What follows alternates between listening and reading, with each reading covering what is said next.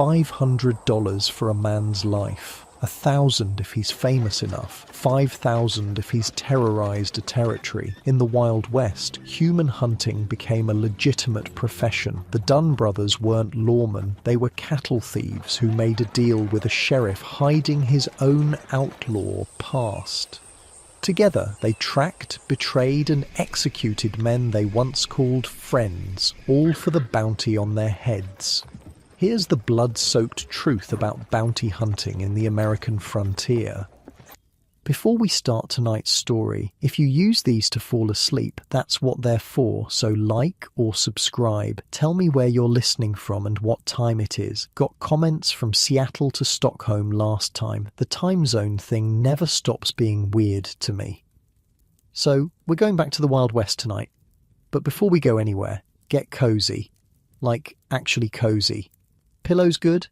Blanket situation handled? Perfect. Trust me on this one. Your eyes flutter open in a rough-hewn cabin somewhere in Oklahoma Territory. The year is 1893. Your back aches from the thin, lumpy mattress beneath you, and the wool blanket scratches against your skin. Not like your soft, comfortable bed right now. Outside, the wind whistles through the cracks in the wooden walls. It's still dark, but dawn isn't far off. The air carries the scent of wood smoke, coffee, and gun oil. That last smell is always around these days. Everyone's armed, everyone's dangerous, and everyone's watching their back, including you. You swing your legs over the edge of the bed and wince. Your boots have left a trail of red Oklahoma dust across the floor. You slept with your gun belt on again, third night in a row, but that's what happens when you're hunting human beings for money. You're basically a professional killer with a piece of paper making it legal. Yeah, welcome to the world of the Wild West bounty hunter. It's not what the dime novels make it out to be. It's dirtier, it's bloodier, it's morally murkier than a creek after a cattle drive. Picture this. It's 1892, and the notorious Dalton gang had just met their bloody end in Coffeyville, Kansas. 4 bandits gunned down in the street after trying to rob 2 banks at once. Talk about ambitious. But the gang wasn't just those 5 guys. They had friends, associates, fellow outlaws. And those guys, they scattered like buckshot. The law was stretched thin across territories bigger than some European countries. Marshals couldn't be everywhere. So what did they do? They turned to people who knew the outlaws best. Former friends, former partners, even former criminals themselves. That's how the Dunn brothers got into the bounty hunting business. I spent months researching these guys, and let me tell you, the line between outlaw and lawman was paper thin. Sometimes it didn't exist at all. "You want us to bring in the wild bunch?" B. Dunn probably asked when offered the deal, and the marshals like, "Dead or alive? Preferably dead. Less paperwork." That's not an exaggeration. They literally preferred outlaws dead. Hauling a live prisoner across hundreds of miles of territory was dangerous. A dead body just needed a wagon and some ice if the weather was hot.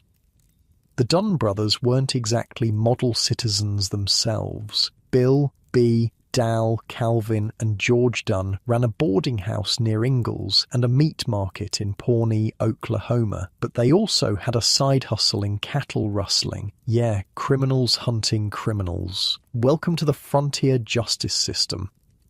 Their teenaged sister Rose had even fallen in love with one of the outlaws they were now hunting, George Bitter Creek Newcomb of the Wild Bunch. Nothing complicated about that family dinner conversation, but this story really centers around 2 men. Frank Canton, the tough-as-rawhide lawman with a dark secret, and B. Dunn, a bounty hunter who'd make a deal with the devil if there was money in it. Let's back up, though. The Wild West didn't just magically become wild. By the 1890s, the American frontier was actually closing. The government had pushed across the continent in waves, claiming land by purchase, annexation, and removal of indigenous peoples.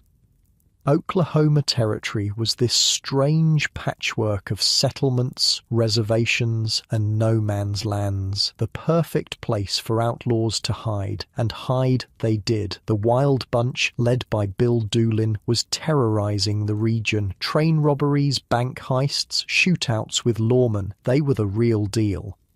The gang had colourful members with equally colourful nicknames. Bitter Creek, Newcomb, Dynamite Dick, Clifton, Tulsa Jack Blake, Redbuck Waitman, and Arkansas Tom Jones. These weren't just handles for fun, they were how people knew them. In a world before photographs were common, your reputation and nickname travelled faster than you did. Now, Frank Canton was something else entirely. As both Undersheriff of Pawnee County and a Deputy U.S. Marshal, he had authority, but he wasn't exactly what you'd call upstanding. There were whispers about his fondness for the bottle and his brutal methods. He had, in recent years, worked as a cowboy and a sheriff further west, but his early life was a mystery, or so people thought. Frank, his boss might say, we need the Wild Bunch taken care of.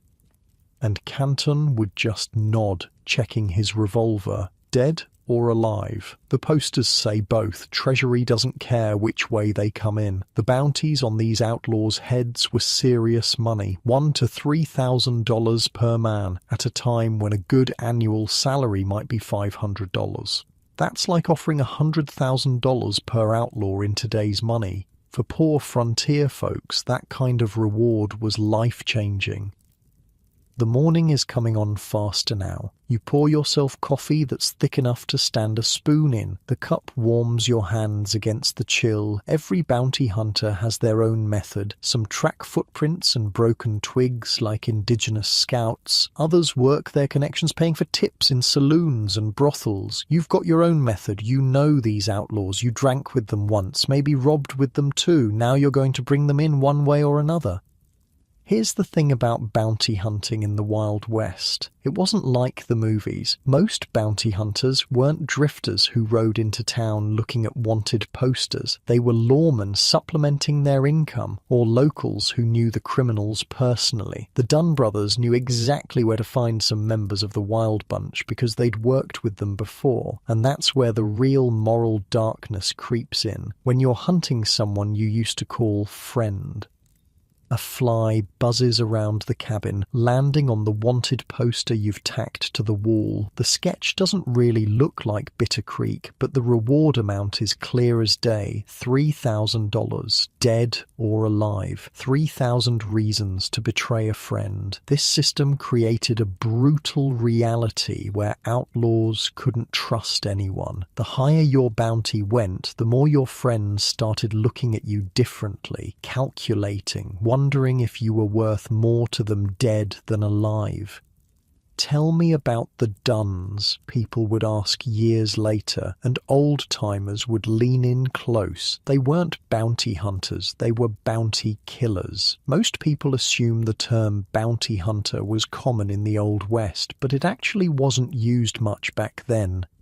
These men were called manhunters, or sometimes just detectives. The profession wasn't regulated. Anyone could decide to track down a wanted man. The only credential you needed was to bring in the body.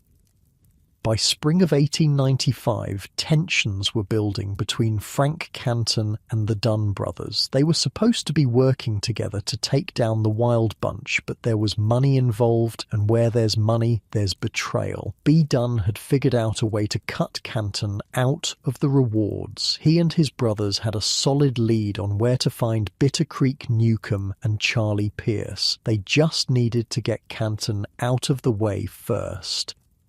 Your coffee's done. You strap on your gun belt, tightening it a notch. Your rifle is cleaned and loaded by the door. Today's the day you're going to find your quarry. Maybe take them alive if they surrender immediately, but you're not counting on it. You step outside into the pink dawn light. The air smells like dust and sage. Your horse nickickers from the small corral, already sensing a long ride ahead. This is the life you've chosen. Or maybe it chose you. Either way, you're a bounty hunter now. Judge, jury, and if necessary, executioner, all with the blessing of the law. On the horizon, there's a small dust cloud. Riders coming. Maybe it's the Dunn brothers. Maybe it's the Wild Bunch. Either way, you check your gun one more time. In this country, everyone's hunting someone, and sometimes they're hunting you right back.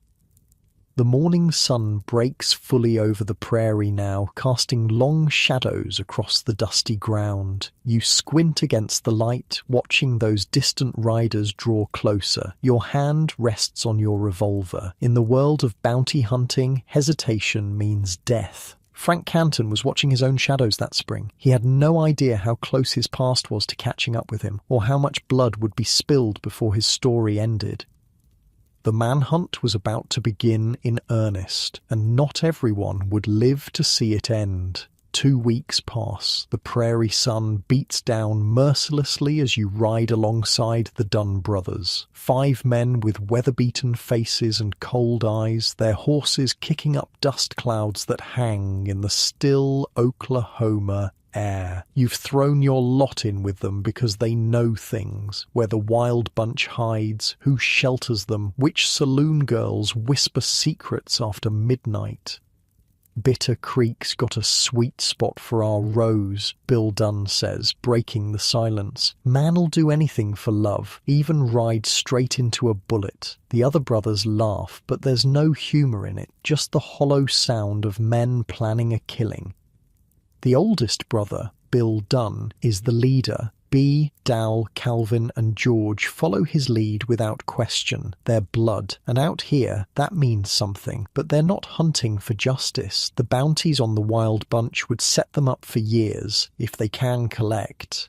And that's the rub of bounty hunting. It wasn't enough to find your target. You had to bring them in, or at least bring enough of them back to prove they were dead.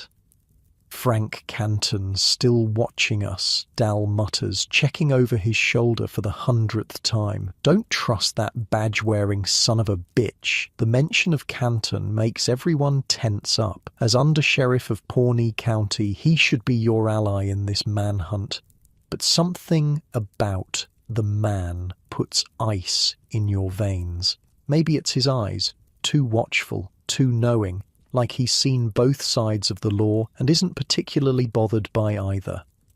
Here's something they don't tell you in the dime novels. Bounty hunters weren't lone wolves. They worked in groups because taking down dangerous outlaws alone was suicide. They formed posses, made deals with local lawmen, and sometimes even conspired with other outlaws to betray their friends.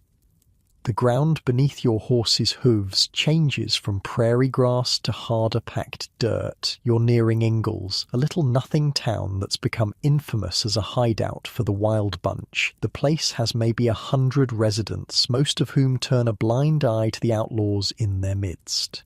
Why? Because outlaws spend money. They drink expensive whiskey, buy rounds for the house, pay for rooms in cash, and don't haggle with shopkeepers. Town up ahead, Bill Dunn says, adjusting his rifle in its scabbard. We don't all ride in together. Too obvious. You nod. Smart. The Dunns might be criminals themselves, but they're not stupid. I'll go with Calvin, you say. We'll take the saloon. You boys check the boarding house. What none of you say out loud is that Rose Dunn might be at the boarding house too, their own sister, sleeping with the enemy. The girl is barely 17, but has already chosen her side. At least that's what her brothers think. In reality, Rose is about to become the perfect bait in their deadly trap. Back in Pawnee, Frank Canton sits at his desk, cleaning his revolver for the 3rd time today. The man is methodical, patient. His real story would shock the territory if it ever got out, because Frank Canton isn't his real name. He was born Josiah W. Joe Horner in Virginia back in 1849. As a teenager, he became a cowboy in Texas, trailing cattle north for Texas cattleman Burke Burnett. But somewhere along the way, young Joe took a wrong turn. From 1871 to 1878, he robbed banks, rustled cattle, and killed at least one man, a Buffalo soldier, during a gunfight. In 1877, authorities finally caught up with him after he robbed a bank in Comanche, Texas. But Horner wasn't done yet. He escaped from Texas Ranger custody and fled north to Nebraska, where he shed his outlaw identity like a snake shedding its skin. Joe Horner died on the trail, and Frank Canton rode into Wyoming a new man.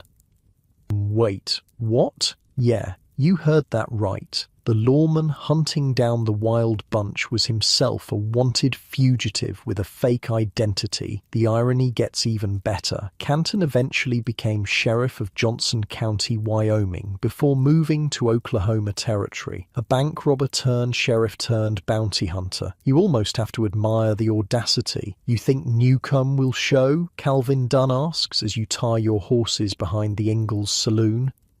You check your pocket watch, 2:17 in the afternoon, hot as hell. If Rose sent that letter like Bill said, he'll come running. And if he brings Pierce with him, you pat your revolver. More bounty for us. The saloon is like every other frontier watering hole. Dim, smelling of stale beer, tobacco, and unwashed bodies. A handful of men lean against the bar, eyeing you suspiciously as you enter. The piano player doesn't miss a note, but his eyes follow you too. Whiskey, you tell the barkeep, sliding a coin across the scarred wood. Leave the bottle. This is how you gather information. You drink, you listen, you watch. Bounty hunting wasn't just about shooting. It was about patience, about blending in until someone got drunk enough or greedy enough to tell you what you needed to know. Calvin takes a table near the back facing the door. You lean against the bar, seemingly casual but positioned to see the street through the grimy window. Every man who walks past gets a quick assessment. Height, build, weapons, the way they move. You're looking for Bitter Creek's distinctive limp, the result of a shootout with lawmen last year.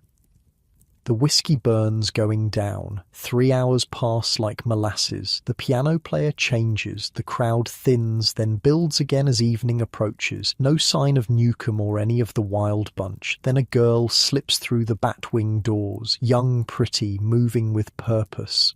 Rose Dunn. She doesn't acknowledge you or her brother, just takes a seat at a small table and orders coffee. She's here, Calvin mutters as you refill his glass. That means they're coming.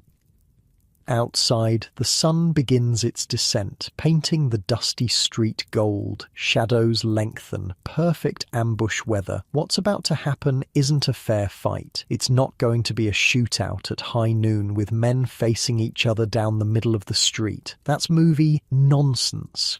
Real bounty hunters didn't announce themselves. They didn't give their quarry a sporting chance.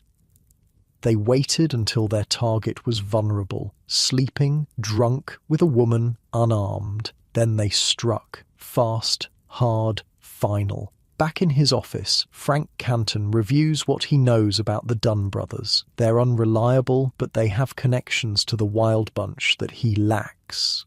He needs them, for now. But he doesn't trust them. Especially not Bill Dunn, who's been asking too many questions about Canton's past. Marshall, a deputy, interrupts his thoughts. Telegram from Ingalls. The Dunns have been spotted. Canton folds the paper carefully. Saddle my horse. As he straps on his gun belt, Canton considers what he knows. The Dunns plan to ambush members of the wild bunch who might be coming to visit Rose. They didn't tell Canton when or where, trying to cut him out of the reward money. Amateurs, he mutters, checking his Winchester rifle. They've forgotten the cardinal rule of the frontier. Betrayal works both ways. Night falls completely. You and Calvin have moved outside, positioning yourselves in the shadows across from the boarding house. Bill and the other brothers have spread out, covering all exits.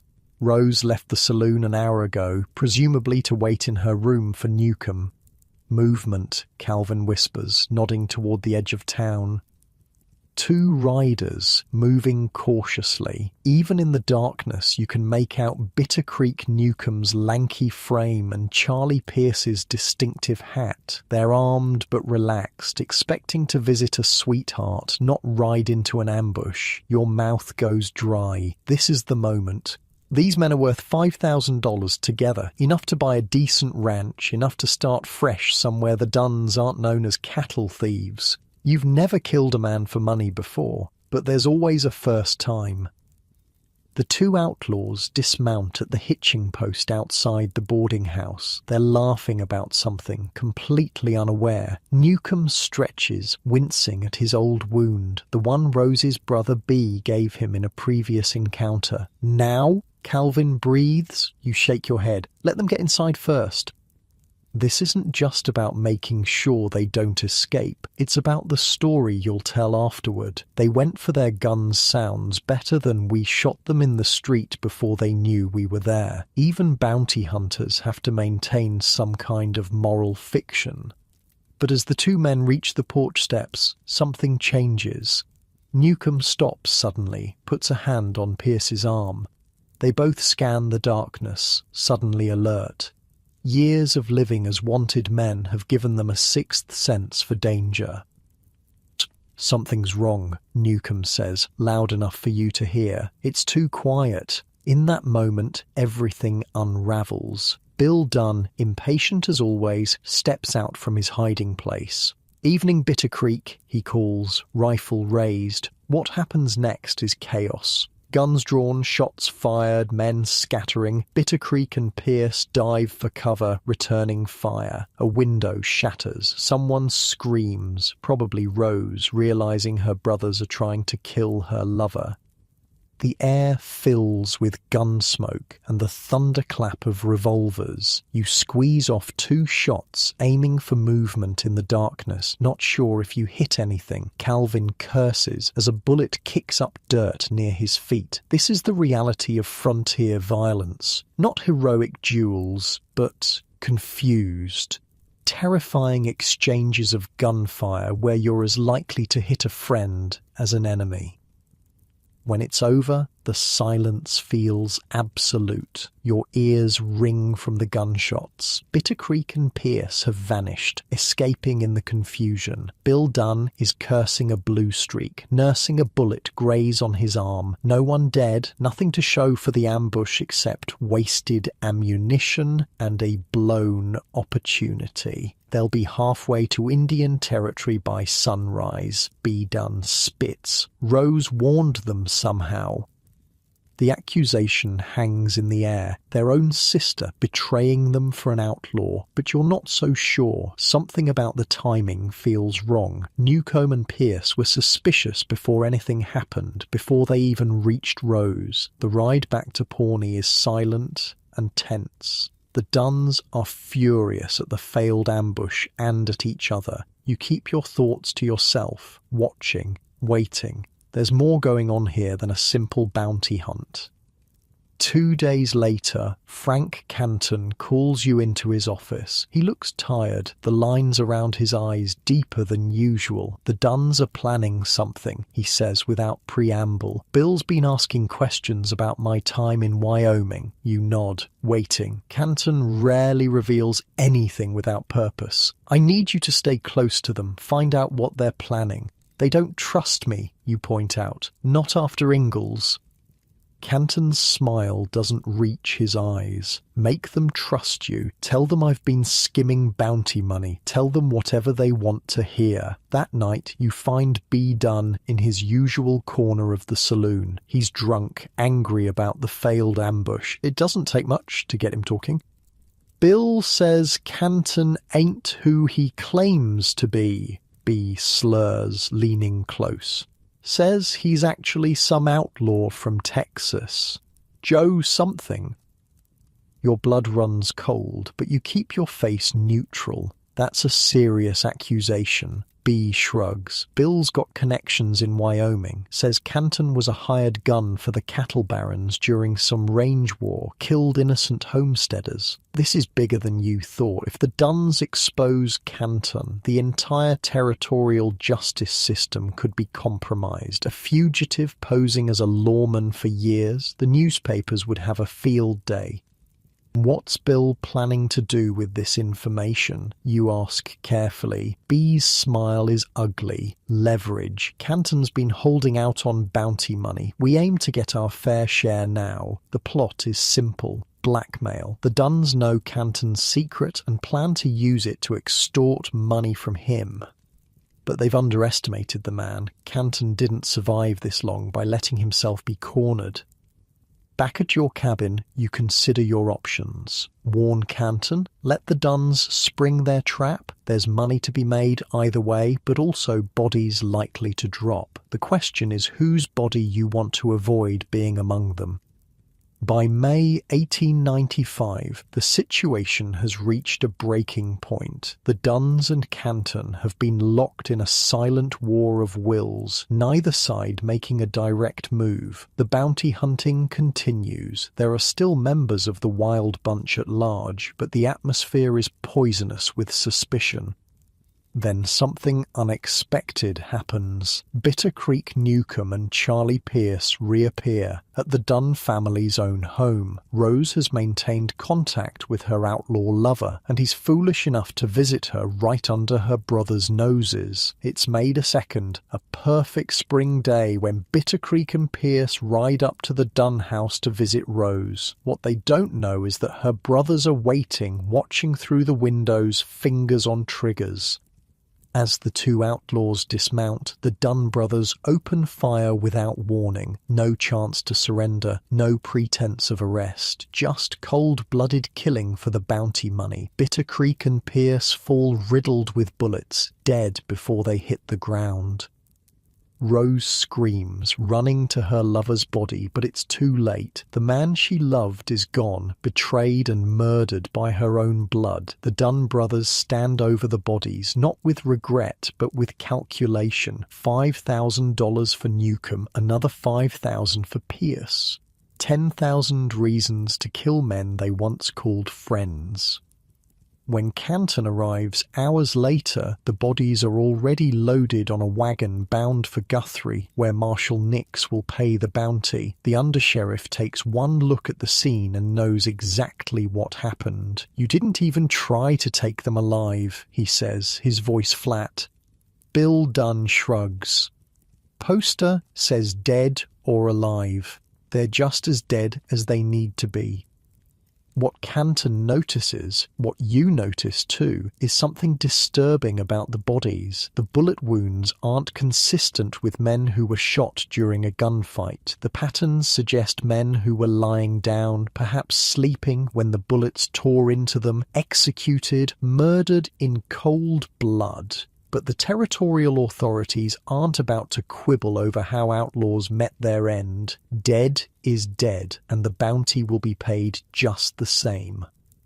This is the dark reality of frontier justice. The line between lawman and outlaw wasn't just thin, sometimes it didn't exist at all. The same man could be both, depending on which side of a wanted poster his face appeared. As the wagon pulls away with its grim cargo, you catch Canton watching Bill Dunn with a calculating expression. The undersheriff knows the Dunns are planning to expose him, and now they've just proven how casually they're willing to kill. The hunters have become the hunted, and only one side can survive what's coming next. The bodies of Bitter Creek Newcomb and Charlie Pierce lie side by side on crude wooden tables in the undertaker's back room. Flies buzz in the May heat, already drawn to the blood-soaked clothes. Marshal Evett Nix circles the corpses, nodding with grim satisfaction. $10,000, he says to the Dunn brothers. 5,000 each. That's a fair price for these two. Bill Dunn spits tobacco juice onto the floor. We earned every penny. You hang back in the shadows, watching. The smell of death and formaldehyde makes your stomach turn, but you keep your face neutral. Show weakness in this company, and you become a target. Frank Canton stands off to the side, his eyes fixed not on the bodies, but on the Dunn brothers. There's something calculating in his gaze, like a man tallying debts that will soon come due. "How'd you manage to get the drop on them?" Nix asks, looking at the bullet wounds. "Bitter Creek was quick on the draw. They came to see our Rose," George Dunn says. "Weren't expecting trouble from family." The words hang in the air. Betraying family. There's nothing lower out here except maybe betraying friends. The Dunns have now done both.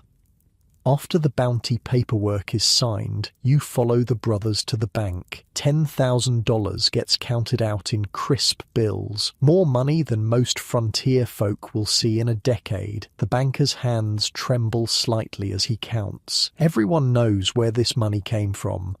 Blood money.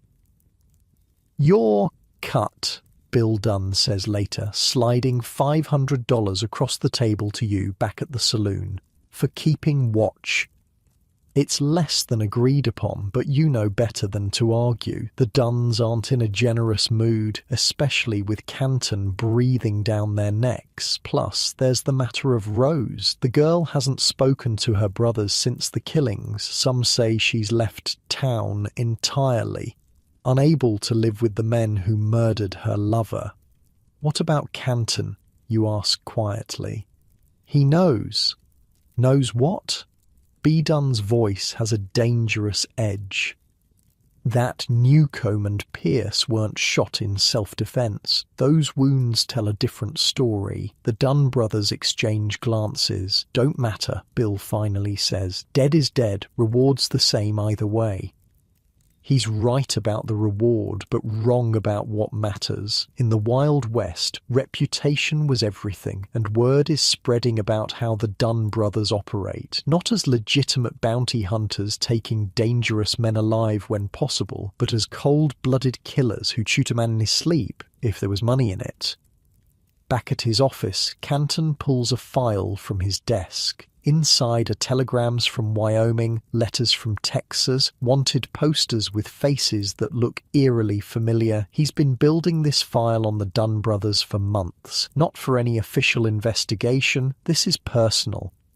Canton takes a bottle from his drawer and pours a generous measure. The whiskey burns, but it steadies his hands. The Dunns know his secret. It's only a matter of time before they try to use it against him. He needs to strike first. But there's a complication. Word has come down from Judge Isaac Parker, the infamous hanging judge of Fort Smith, Arkansas. He wants the rest of the wild bunch taken care of, and he doesn't much care how it happens. The three guardsmen, legendary lawman Heck Thomas, Bill Tillman, and Chris Madsen, have been authorized to form posses and hunt down the remaining outlaws by any means necessary. The Dunns, despite their questionable methods, are now part of those posses. They've got Heck Thomas's ear, and the old manhunter values results over propriety. If Canton moves against the Dunns now, he'll have more enemies than he can handle. So he waits, watches, plans. Summer arrives with brutal heat. The manhunt for the wild bunch intensifies. Bill Doolin, the gang's leader, has gone to ground, but rumors place him near Lawson in what will eventually become Pawnee County. His wife and child are there, and even outlaws get homesick. You ride with different posses over these months, sometimes with the Dunns, sometimes with other lawmen. The rewards keep coming, smaller than the Newcomb and Pierce bounties, but steady. You've saved nearly $2,000, enough to maybe buy land somewhere. People don't know your name or your deeds.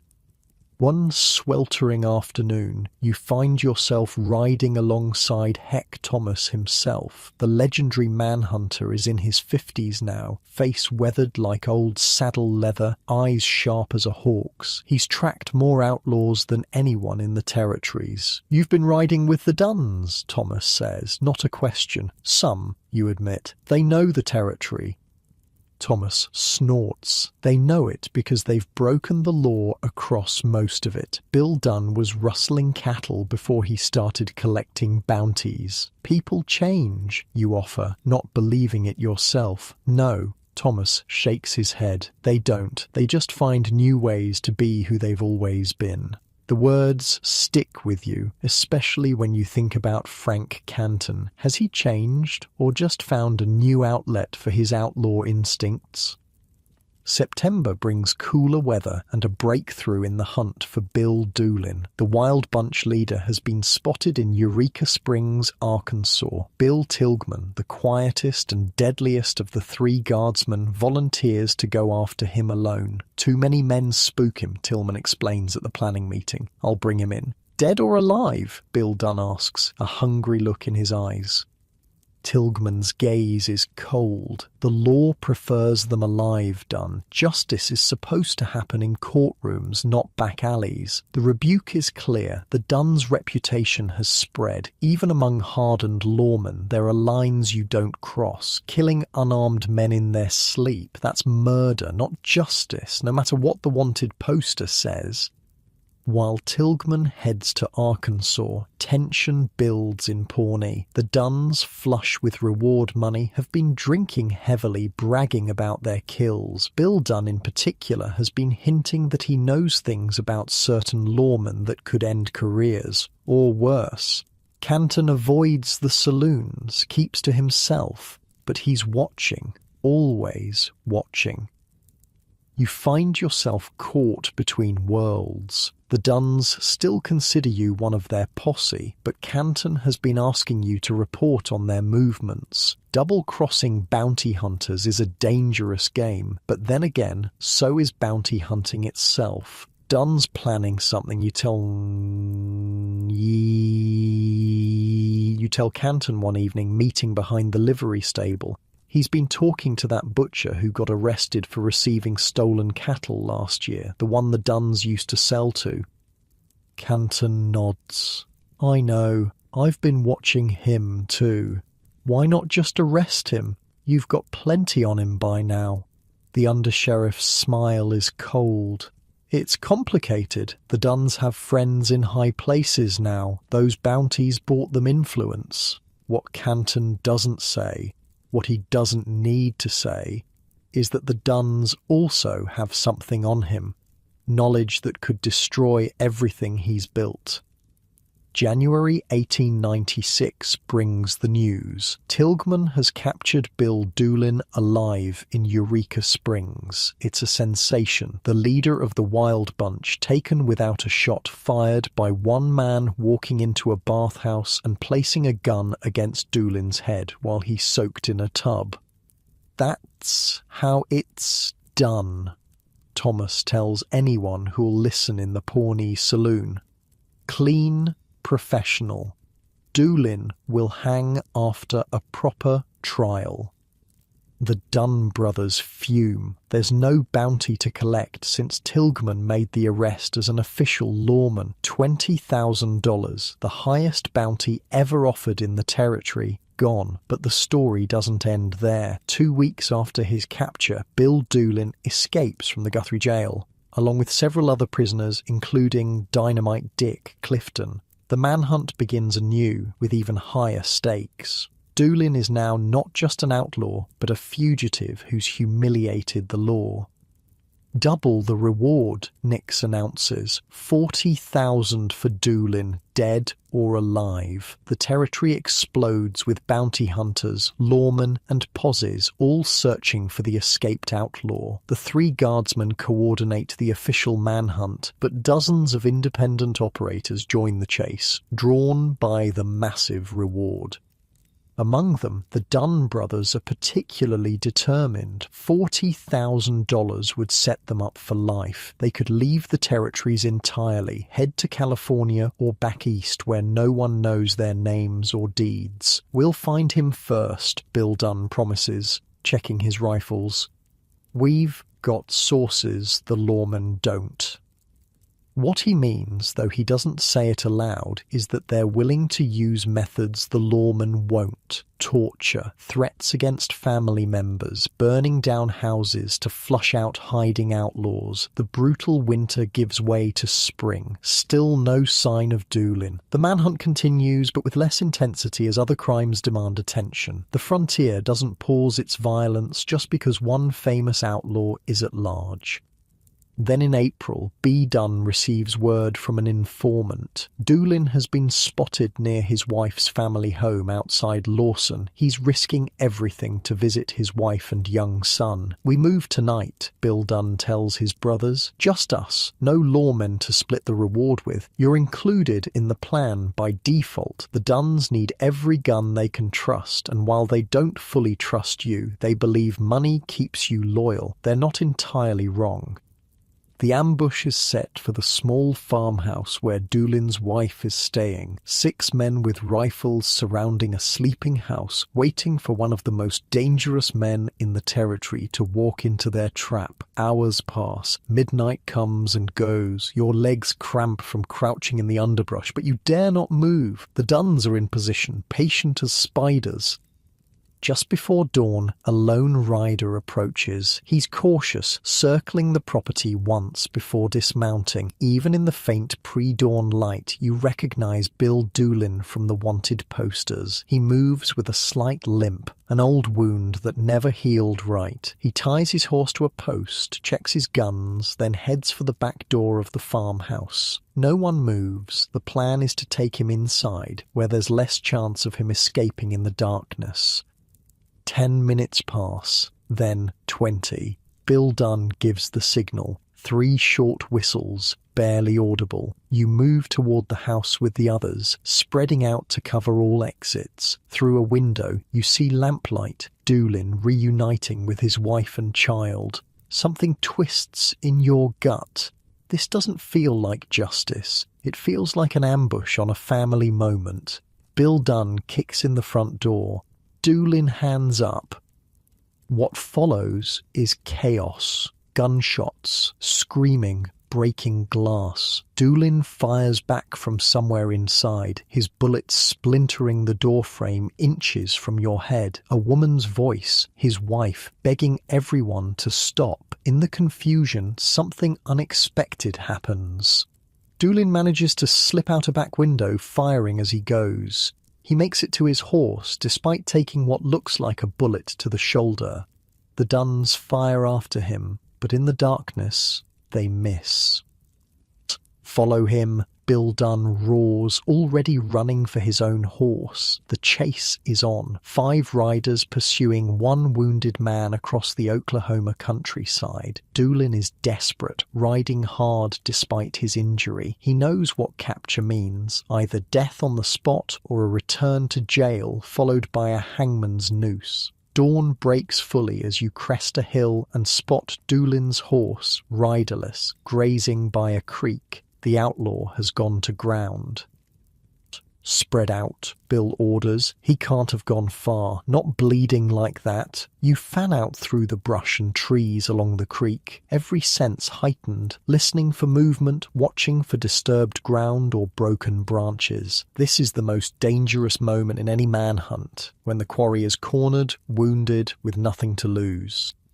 A gunshot cracks the morning silence. Then another. You run toward the sound, heart pounding. Through the trees you see B. Dunn on the ground, clutching his leg. Blood seeps between his fingers. 20 yards away, Doolin is reloading his revolver behind a fallen log. Bill Dunn crashes through the underbrush, firing wildly. Doolin returns fire, more disciplined, making each shot count. It's an uneven match, 1 wounded man against 4 hunters. The outcome is inevitable. When it's over, Bill Doolin lies dead, 5 bullets in his body, none from your gun. You held back, watching rather than participating. Bill Dunn stands over the outlaw's corpse, a strange expression on his face. Not triumph, not relief, something closer to disappointment, as if he's lost his purpose along with his quarry. $40,000, he says finally. Get him on a horse. We're taking him to Guthrie. B's wound isn't serious. A clean shot through the meaty part of his thigh. He'll recover, though he'll have a limp to match the man who gave it to him. As you help load Doolin's body across his own horse, you realise something has changed. The hunt is over. The wild bunch is effectively finished. There are still a few members at large, but without Doolin, they're just scattered outlaws, not a gang. More importantly, the Duns have served their purpose as far as the law is concerned. The dangerous criminals are dead or captured. The territories are safer, but men like the Duns don't just fade away when they're no longer useful. They find new targets, new sources of income, and Frank Canton is watching them, waiting for his moment. Back in Guthrie, Marshal Nix personally counts out the reward money, $40,000 in stacks of fresh bills. The Duns divide it 5 ways, $8,000 each. Your share is enough to buy that land you've been dreaming of, enough to start fresh, somewhere far from Oklahoma territory. But something holds you back. The story isn't over. There's a reckoning coming between Canton and the Duns, and somehow you know you'll be caught in the middle when it happens. We're heading to California, Bill Dunn tells you as you leave the marshal's office. Once B's leg heals up, nothing left for us here. You nod, non-committal. Good luck. You should come along, he adds, surprising you. We work well together. Could be opportunities out west. Before you can answer, you spot Frank Canton across the street, watching. The undersheriff tips his hat, a gesture that seems almost mocking. Bill Dunn follows your gaze and his expression hardens. "That badge-wearing son of a bitch," he mutters. "Think I don't know what he's planning? He's been building a case against us for months." "For what?" you ask, though you already know. "For Newcomb and Pierce, says we executed them." Dunn spits, like it matters how outlaws die. It matters to Canton, and soon it will matter to everyone in Pawnee County. As summer approaches, the Duns remain in Oklahoma, despite their talk of California. B's leg is healing slowly, and Bill has unfinished business with Frank Canton. The tension between them has become an open secret in Pawnee, 2 predators circling each other, waiting for weakness. "Watch yourself," Heck Thomas warns you one hot afternoon. When those 2 finally clash, anyone nearby is liable to get caught in the crossfire. You nod, appreciating the concern from the legendary manhunter. "I've been thinking of moving on." Thomas studies you for a moment. You've got the makings of a good lawman, you know, not like the Duns. They're just killers with temporary permission. The words stay with you as you ride back to your cabin. Maybe there is another path. Maybe the blood money in your pocket doesn't have to define your future. But first, you need to survive what's coming, because Frank Canton isn't just building a case against the Duns, he's planning to eliminate them entirely, and the Duns know it. The storm clouds are gathering over Pawnee County, and when the lightning strikes, it will change the territory forever. Summer in Oklahoma territory brings sweltering heat that seems to ignite tempers as readily as it does the dry prairie grass. You've taken to sleeping outside your cabin most nights, the interior too stifling even with windows open. The Doolin bounty money sits hidden beneath a loose floorboard, inside, still mostly untouched. Every time you think about spending it, something holds you back.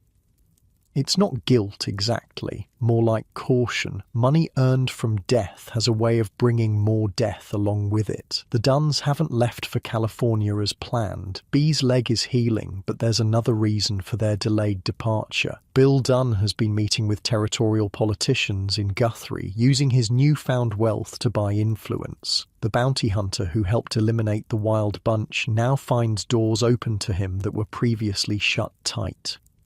Frank Canton knows this. He watches from the shadows, gathering information, building his case piece by piece. The undersheriff rarely sleeps these days, driven by something beyond mere duty. The feud between him and the Duns has become personal, though few understand just how deep it runs. Canton's digging into our past. Bill Dunn tells you one evening at the saloon. He's invited you to drink with him and his brothers. A calculated show of trust. Got people asking questions back in Texas about cattle we sold years ago. You sip your whiskey slowly. Statute of limitations must be up on that by now. Ain't about the law, B. Dunn interjects. His injured leg is propped on a chair, the wound still seeping enough to stain his bandages. It's about reputation. Man gets known as a cattle thief, certain doors close to him. The irony isn't lost on you. The Dunns are worried about being labelled thieves while proudly wearing the mantle of killers. What's Canton's game, you ask? Fishing for information you can bring back to the undersheriff later. This double role has become dangerously comfortable. Bill leans forward, lowering his voice. We know things about him, things that would end more than just his career, and he knows we know. Dal and George Dunn exchange glances, but say nothing. Calvin stares into his glass, seemingly distracted. The brothers aren't as unified as they once were. The money has created new tensions between them. Dal wants to leave immediately for California. George has been talking about buying a ranch in Wyoming. Only Bill and Bee seem determined to stay and confront Canton. What about you? Bill asks suddenly. You sticking around or moving on? You shrug. Non-committal. Haven't decided yet. Well, decide soon, B says with surprising heat. Way things are heading, folks are going to have to pick sides. Can't sit on the fence forever. The next morning, you relay the conversation to Canton in the livery stable where his horse is being shod. The undersheriff listens impassively, his face revealing nothing. They're right about one thing, he says finally. People will have to choose sides. And what side am I on, exactly? You ask, irritated by his cryptic manner. Canton studies you for a long moment. That depends. Do you believe there's a difference between hunting outlaws and murdering them in their sleep? Before you can answer, the blacksmith approaches with Canton's horse. The animal's hooves clop on the packed earth. Fresh shoes gleaming in the morning sun. Good work, Canton tells the smith, paying him extra. Horse needs to be ready for hard riding. Might be leaving town soon. The comment catches your attention. Going somewhere? Just being prepared. Canton's smile doesn't reach his eyes. Storm's coming. That evening, news spreads through Pawnee that changes everything. B. Dunn has received a commission as a special deputy U.S. Marshal. The appointment comes directly from Marshal Nix's office, bypassing the normal channels. Bill Dunn's political connections have paid off in spectacular fashion. A deputy marshal, Canton says when you bring him the news. He's at his desk, cleaning his revolver with methodical precision. That's a clever move. Now if I move against him, I'm attacking a federal officer. You still planning to move against him? Canton reassembles his gun with practiced ease, checking the action twice before holstering it. He murdered those men. Newcomb and Pierce shot them while they were sleeping, then claimed self-defense. That's not law. That's not even bounty hunting. That's just killing for money. The reward posters said dead or alive, you point out.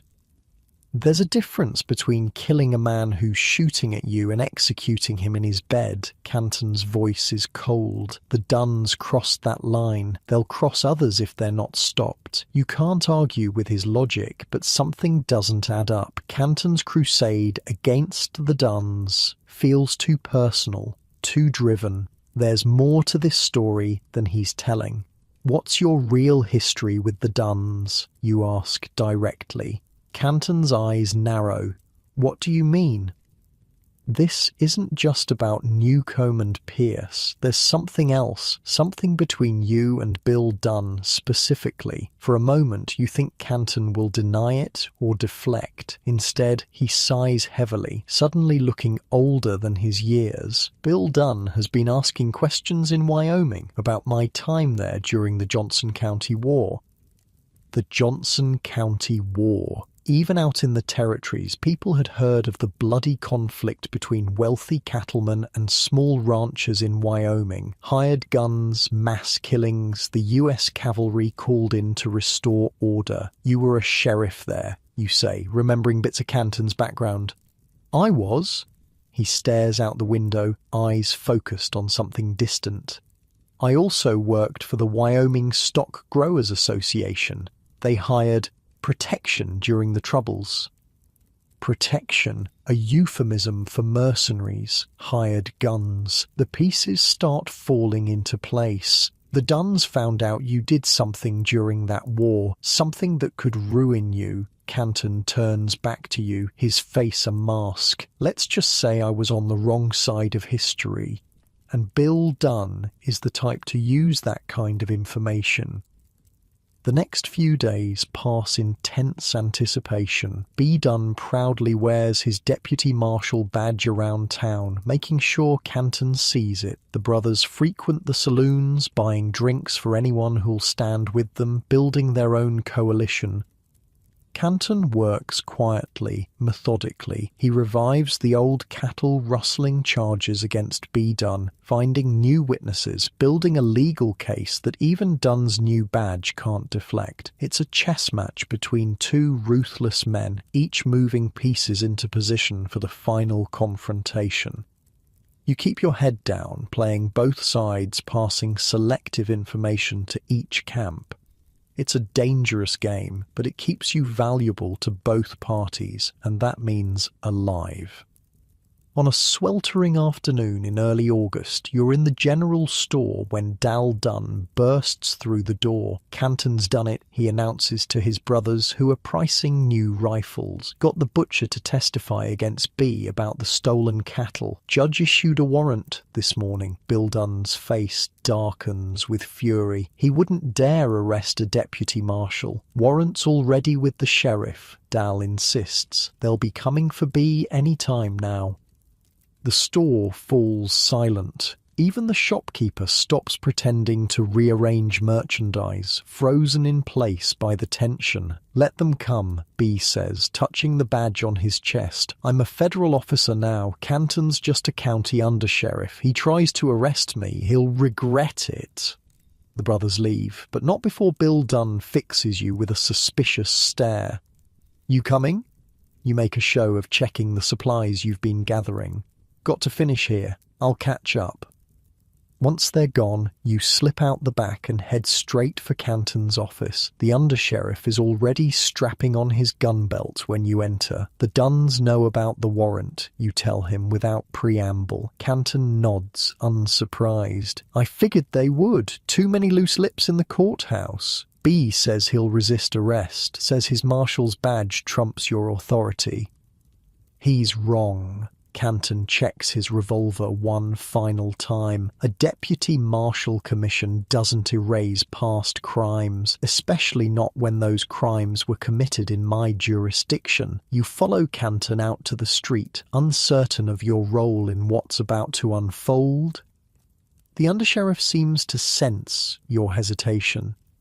You don't have to be part of this, he says, surprisingly gentle. You've done your part bringing information. What happens next? It's between me and the Dunns. Before you can respond, a shout comes from down the street. B. Dunn stands in front of the saloon, his brothers flanking him. His deputy marshal's badge gleams in the afternoon sun, as does the revolver strapped to his hip. Canton, he calls, his voice carrying across the dusty street. Heard you've been looking for me. People scatter, diving into doorways and between buildings. Everyone in Pawnee knows what's coming. They've seen it building for weeks. Canton walks forward with measured steps. You hang back, hand hovering near your own gun, unsure which side you'll support if bullets start flying. I have a warrant for your arrest, Dunn, Canton says calmly when he's 20 paces away. Cattle rustling, Judge Parker's court. I'm a Deputy United States Marshal, B responds, thumbs hooked in his belt near his holster. You've got no authority over me. The badge doesn't wash away your crimes. Come peacefully and you'll get a fair trial. Bill Dunn steps forward, positioning himself slightly behind his brother. We all know there's nothing fair about this, Canton. This is personal. The law isn't personal, Canton responds, but there's something in his tone that betrays him. This is personal, deeply so. The law? Bill laughs harshly. That's rich coming from you, Joe Horner. The name falls like a thunderclap in the silent street. Joe Horner. You've never heard it before, but Canton's reaction tells you everything. The undersheriff goes rigid, his face draining of colour. That's right, Bill continues, sensing advantage. We know who you really are. The Texas bank robber who escaped jail and made himself a new identity. The outlaw who became a lawman. Canton doesn't deny it. His silence is confirmation enough. You arrest my brother, Bill says, and everyone in the territory will know Frank Canton doesn't exist, that the great lawman is just a fugitive playing dress-up. For a long moment, no one moves. The tension stretches like a bowstring pulled too tight. Then Canton does something unexpected. He smiles. You think that matters now, after all this time? His voice is calm, almost amused. I've spent 20 years on this side of the law, caught more outlaws than you've had hot meals. My record speaks for itself. Your record? B snarls. You're a wanted man, Canton, or should I call you Horner? Once folks know the truth, you'll be the one in chains. Canton's smile fades. Maybe, but first, you're coming with me, badge or no badge. Everything happens at once. B's hand drops to his gun. Canton moves with the speed of a striking snake, his revolver clearing leather before B's fingers close around his grip. A single shot cracks the air. B Dunn staggers backward, a look of shock on his face. A dark stain spreads across his shirt, directly over his heart. He falls without a word, dead before he hits the dirt. Bill Dunn roars with rage, reaching for his own weapon, but Dal grabs his arm, holding him back. Not here, Dal hisses. Not like this. He'll kill you too. The street is frozen in tableau, Canton standing with his smoking gun still raised, B Dunn sprawled in the dirt, blood pooling beneath him, the remaining brothers paralysed between grief and fury. Anyone else want to resist arrest? Canton asks quietly, his eyes locked on Bill Dunn. The standoff stretches for 10 heartbeats. 20. Then Bill slowly raises his hands, stepping away from his dead brother. This isn't over, Canton, he says, voice raw with emotion. Not by a long shot. It never is, Canton replies, holstering his weapon. Get your brother's body to the undertaker, then get out of my town, all of you. The Dunns retreat, carrying B's lifeless form between them. The crowd that had hidden during the confrontation now emerges, murmuring in shocked tones. Deputy Marshal B. Dunn shot dead in the street by Undersheriff Frank Canton. It's the stuff of dime novel legends already growing in the telling as people spread the news. You approach Canton, who stands alone in the street staring after the Dunns. Joe Horner? You ask quietly. Canton doesn't look at you. A ghost from another life. A man who died a long time ago. Bill Dunn will spread the story. Your secret's out. Let him. Canton finally turns to you. Some secrets lose their power once they're told, and some men can't be destroyed by their past. As the sun sets on Pawnee, casting long shadows across the street where B. Dunn died, you realise the story is far from over. Bill Dunn isn't the type to accept defeat or the death of his brother. He'll be back with a plan for revenge that will shake the territory to its core. And Frank Canton, or Joe Horner, will be waiting for him, a lawman with an outlaw's instincts. A man who understands exactly how dangerous his enemy is.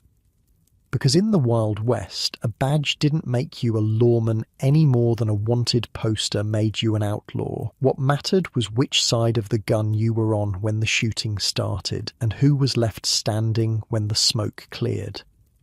That night, you lie awake on your bedroll outside the cabin, staring at stars that seem impossibly distant from the blood and dust of human concerns. The territory feels different now, charged with anticipation. Word of B. Dunn's death will spread like wildfire. The remaining brothers will regroup, plan their next move. Canton will prepare for their return.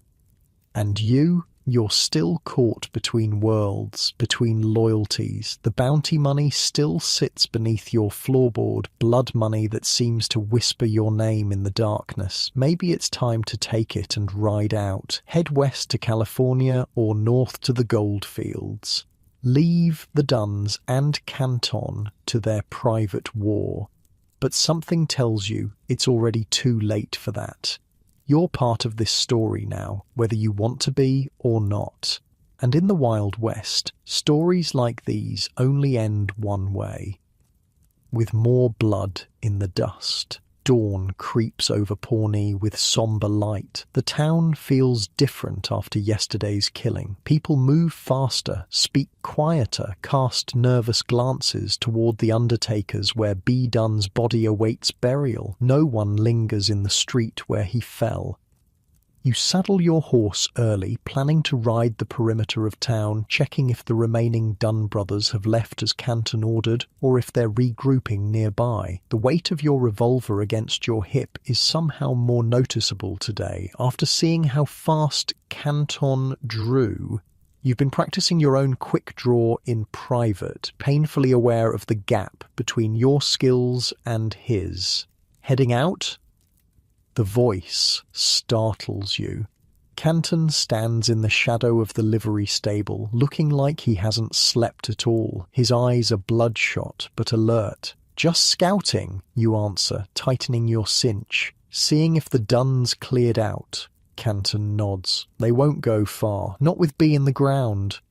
"You really think they'll come back, after what happened to B?" The undersheriff's laugh is without humour.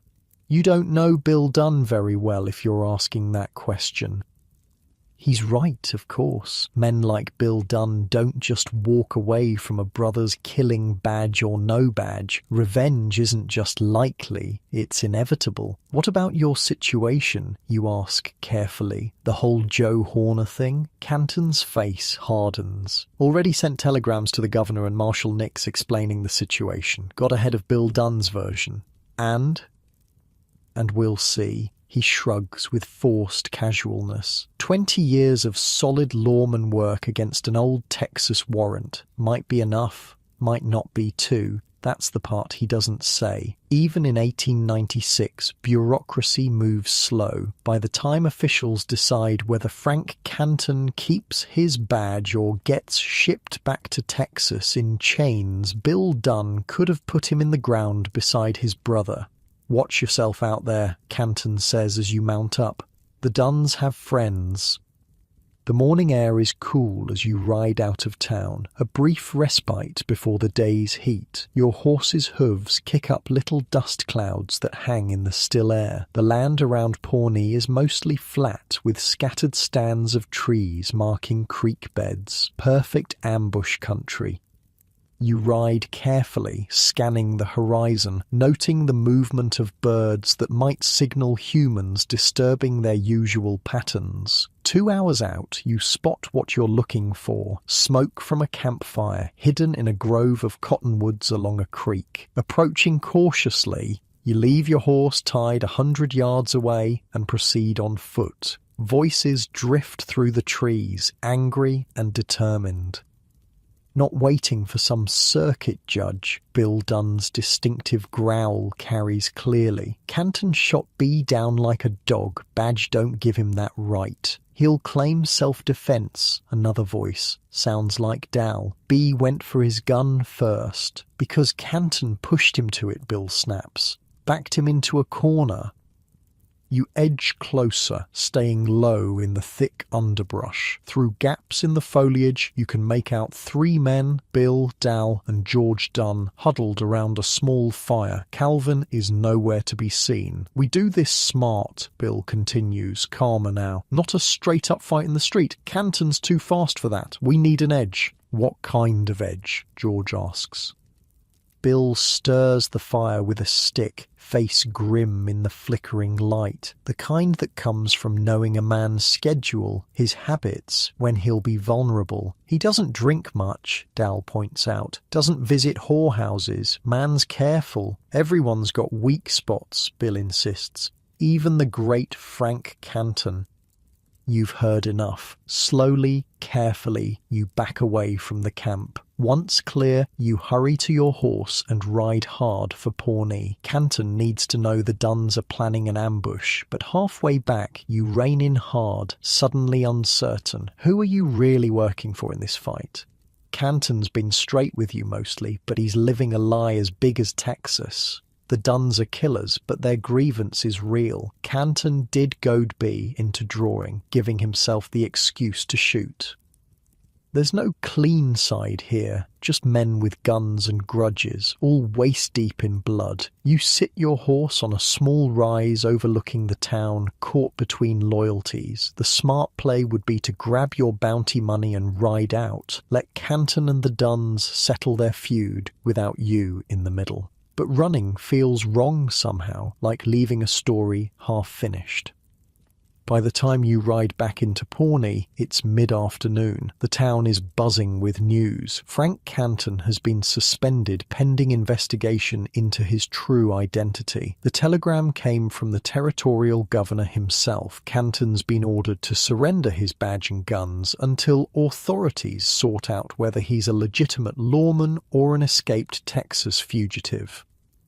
You find him at his house on the edge of town, a small, neat cabin with a front porch where he sits cleaning his rifle. His badge is conspicuously absent from his chest. They suspended you, you say, dismounting. News travels fast. He doesn't look up from his work, hands moving with practiced efficiency over the weapon's parts. You turning in your guns. Now he does look up, a flicker of amusement crossing his face. What do you think? I think the Dunns are camped at Cottonwood Creek, you say, making your choice. Planning how to kill you. Bill wants to catch you somewhere isolated. Avoid a straight-up fight. Canton nods, unsurprised. Smart. He knows I'd drop him like I did B if we faced off. So, what's your plan? He slides the last piece of the rifle back into place, the click unnervingly final in the quiet afternoon. My plan is to end this. Today. How? You're suspended. If you kill Bill Dunn now, it'll look like murder. It'll be self-defense. Canton stands, slinging the rifle. Bill's coming for me either way. I'm just choosing the battlefield. As the sun begins its descent toward the western horizon, Pawnee grows quiet.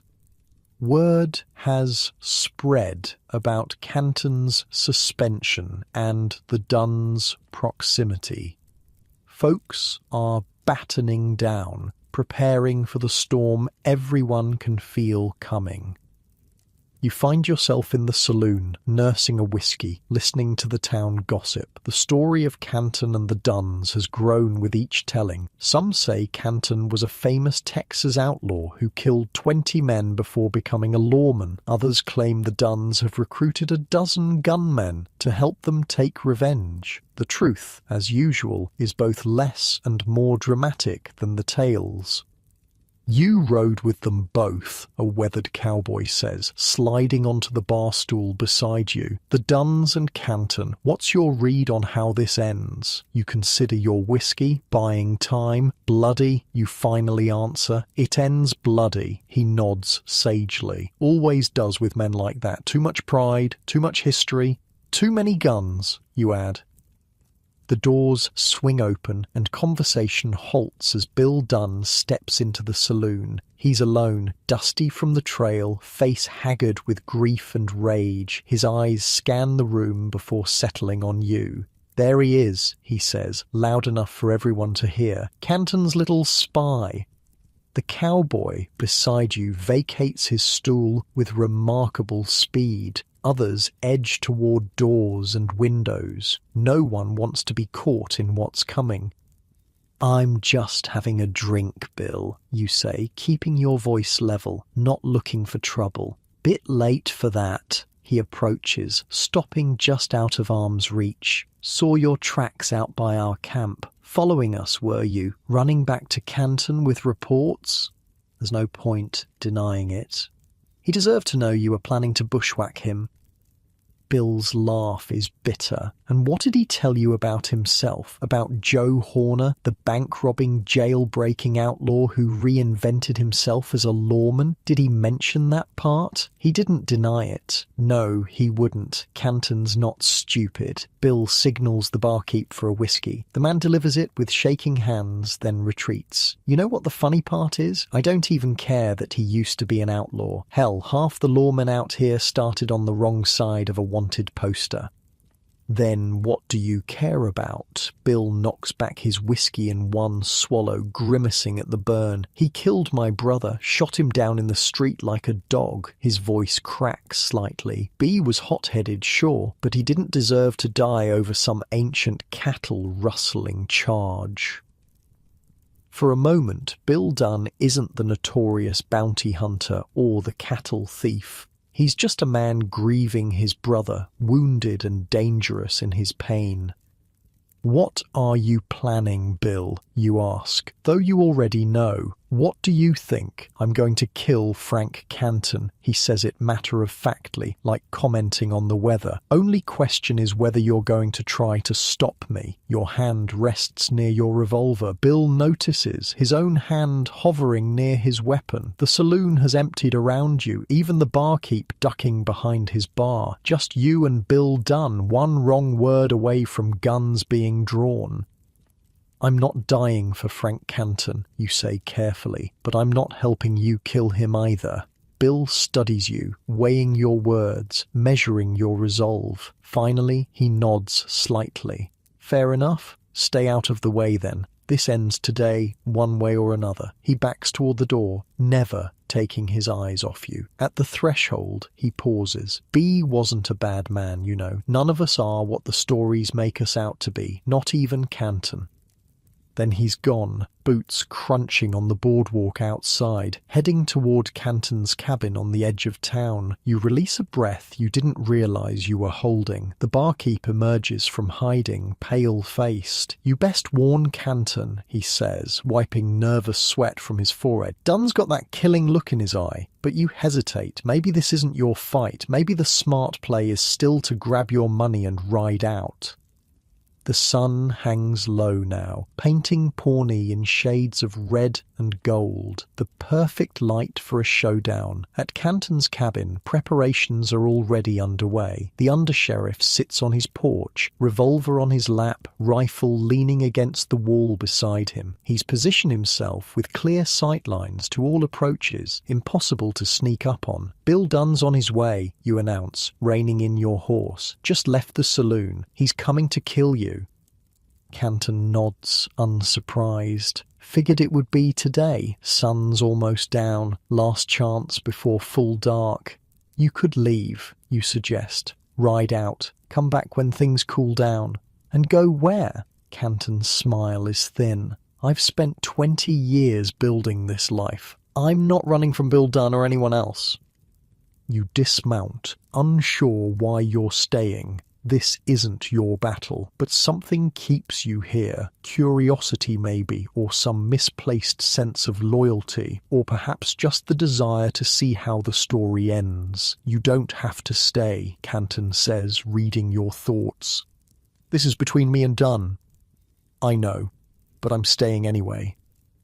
He accepts this with a nod, then returns to watching the road. The minutes stretch like hours as the sun continues its descent. Shadows lengthen across the dusty ground. Somewhere a nighthawk calls, its voice lonely in the gathering dusk. "Tell me something," you say, breaking the silence.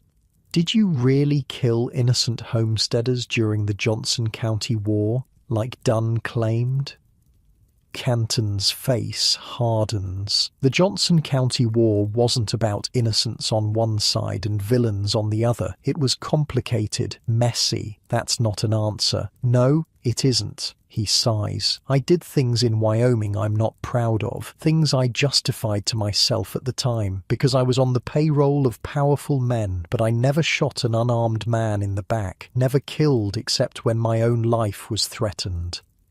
Whether that's the full truth, you'll never know, but it's the closest to a confession you're likely to get from Frank Canton. "Rider coming," Canton says suddenly, straightening in his chair. "Looks like Bill's decided to face me straight up after all." You peer down the road. Sure enough, a lone horseman approaches at a walk, silhouetted against the setting sun, the distinctive shape of Bill Dunn coming to avenge his brother's death. "Last chance to leave," Canton tells you. "I'll stay out of it," you promise. "But I'm watching." Canton stands, checking his revolver one final time before holstering it. He steps off the porch into the yard, waiting as Bill Dunn draws closer. It's a strange moment, almost ceremonial. Two enemies approaching each other in the dying light, surrounded by the vast emptiness of the frontier. No law but what they make themselves. No justice but what they deal with their own hands. Bill reins in his horse 30 yards from the cabin, dismounting slowly. His rifle remains in its saddle scabbard, a statement of intent. This will be settled with revolvers, man to man. "Canton," he calls, voice carrying clearly in the still evening air. "Got something to settle between us?" "I know why you're here, Dunn," Canton responds, standing his ground. "But it won't bring your brother back." "Well, no, it won't." Bill advances, hand hovering near his holstered weapon. "But it'll balance the scales." They face each other across 20 yards of dust and scraggly grass. You watch from the edge of the porch, heart pounding. This is how legends are born in the West. 2 men, 2 guns, 1 survivor. "You know my reputation," Canton says evenly. "You've seen what happened to B. Walk away, Dunn. Live to fight another day." "Can't do that," Bill replies. "You know that." Canton nods, resigned. "Then let's do this properly. No more words. Draw when you're ready." Time seems to slow. Birds fall silent. The whole world holds its breath. Both men stand poised, muscles tense, eyes locked on each other. Bill moves first, his hand dropping to his revolver with impressive speed, but Canton is faster, unnaturally fast. His gun clears leather and fires while Bill's is still rising. The crack of the shot echoes across the landscape. Bill staggers, a look of surprise crossing his face. A dark stain spreads across his shirt, almost the same spot where B was hit. He manages to fire his own weapon, but the bullet goes wild, kicking up dust at Canton's feet. "Damn," Bill whispers, dropping to his knees. "You really are that fast." His revolver falls from nerveless fingers. He pitches forward into the dirt, blood pooling beneath him. Canton approaches cautiously, gun still trained on the fallen man. But it's unnecessary. Bill Dunn is dead, eyes staring sightlessly at the darkening sky. For a long moment, Canton stands over his fallen enemy, face unreadable. Then he holsters his weapon and turns to you. "It's done," he says simply. But is it? 2 Dunn brothers remain, Dal and George. Will they continue the vendetta, or take this as a warning and leave the territory? That night, as word of Bill Dunn's death spreads through Pawnee, you sit with Canton on his porch, a bottle of whiskey between you, the stars emerging one by one overhead. What happens now, you ask? With your suspension, the Joe Horner business? Canton takes a thoughtful sip. Already got a telegram from Marshal Nix. He's arguing my case with the governor. 20 years of service against ancient charges. Odds are in my favour. And if they're not?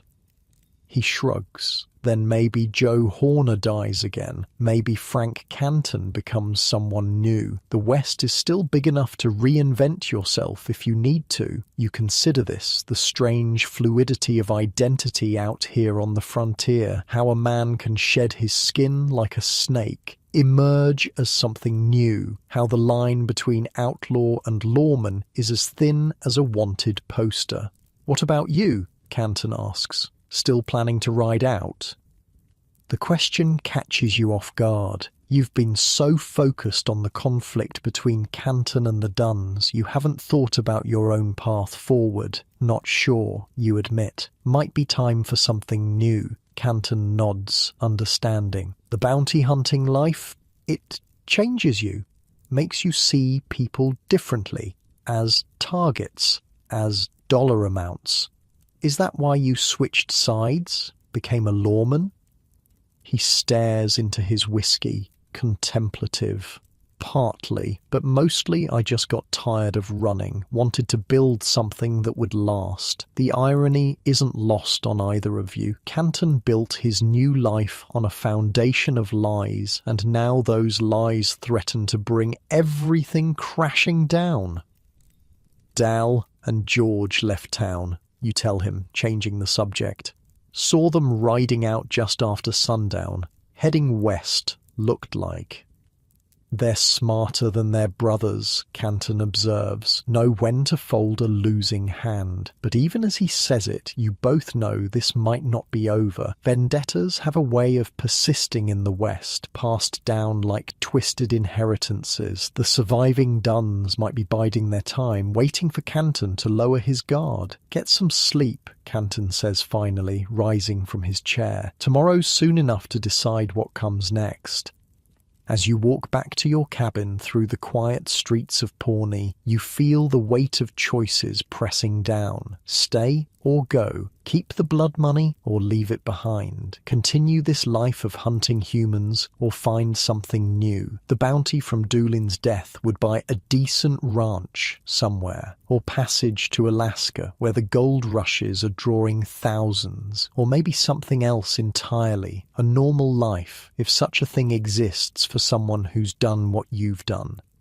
In your cabin, you pry up the loose floorboard and look at the stacks of bills hidden beneath. Blood money, death money, but money all the same. Across town, Frank Canton sits alone on his porch, watching the road for ghosts that might yet appear. Joe Horner's past and Frank Canton's present twined together like a hangman's rope. And somewhere in the vast darkness beyond Pawnee, Dal and George Dunn ride west, carrying memories of dead brothers and plans for vengeance that may or may not come to fruition. The Wild West is changing, the frontier closing, the days of outlaws and bounty hunters numbered. But for now, in this moment, the old ways still hold. Men still die for honor, for money, for vengeance, and the line between hunter and hunted remains as blurred as ever. The morning after Bill Dunn's death dawns with unexpected rain. Fat droplets fall from a pewter sky, turning Pawnee's dirt streets to mud, washing away the blood outside Canton's cabin. You stand on your porch watching townspeople hurry between buildings, heads down against the weather, whispering about yesterday's shooting. 2 Dunn brothers dead in less than a week, both by Frank Canton's hand. The undertaker is doing good business these days. You've made your decision during the long, sleepless night. The bounty money stays hidden under the floorboards of your cabin, a gift to whoever finds it years from now. You're riding out today, rain or no rain. This chapter of your life is finished. A rider approaches through the rain, hunched in a slicker that can't quite keep out the downpour. Marshal Everett Nix himself, come all the way from Guthrie. His face is grim as he dismounts outside the sheriff's office. Whatever news he brings, it isn't good. Curious, you follow at a distance. Inside, you find Canton already seated across from Nix's temporary desk. The marshal hasn't bothered to remove his wet coat, suggesting this meeting won't be long. "Frank?" Nix nods in greeting as you enter. "Or should I call you Joe?" Canton's face remains impassive. "Frank will do." "You've put me in one hell of a spot," Nix continues. "2 Duns dead, both shot by you, one wearing a deputy marshal's badge." "B drew first," Canton says flatly, "and Bill came hunting me, both clean kills." "I don't doubt it," Nix sighs, pulling off his wet hat. "But perception matters, especially with your history coming to light." You lean against the wall, silent but attentive. This is the moment when Canton's fate will be decided, when 20 years of lawman work gets measured against a youthful crime spree in Texas. "The governor's reviewed your case," Nix says finally. "Given your service record and the circumstances of the Duns' deaths, he's inclined to be lenient." Canton doesn't react, but you see the tension in his shoulders ease slightly. "But," Nix holds up a finger, "he can't have an acknowledged outlaw serving as a territorial lawman. Too much ammunition for his political enemies." "I understand," Canton says quietly. "I'll resign." "Already handled that part." Nix slides a paper across the desk. "Effective immediately. You're a civilian again, Frank." Canton stares at his resignation letter for a long moment before tucking it into his coat. "And the Texas warrant?"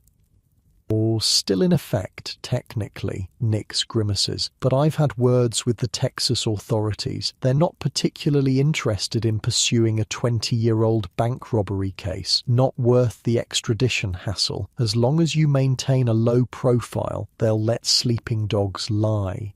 It's not a pardon, but it's freedom of a sort. Canton can live as a private citizen without constantly looking over his shoulder. It's more than most outlaws get.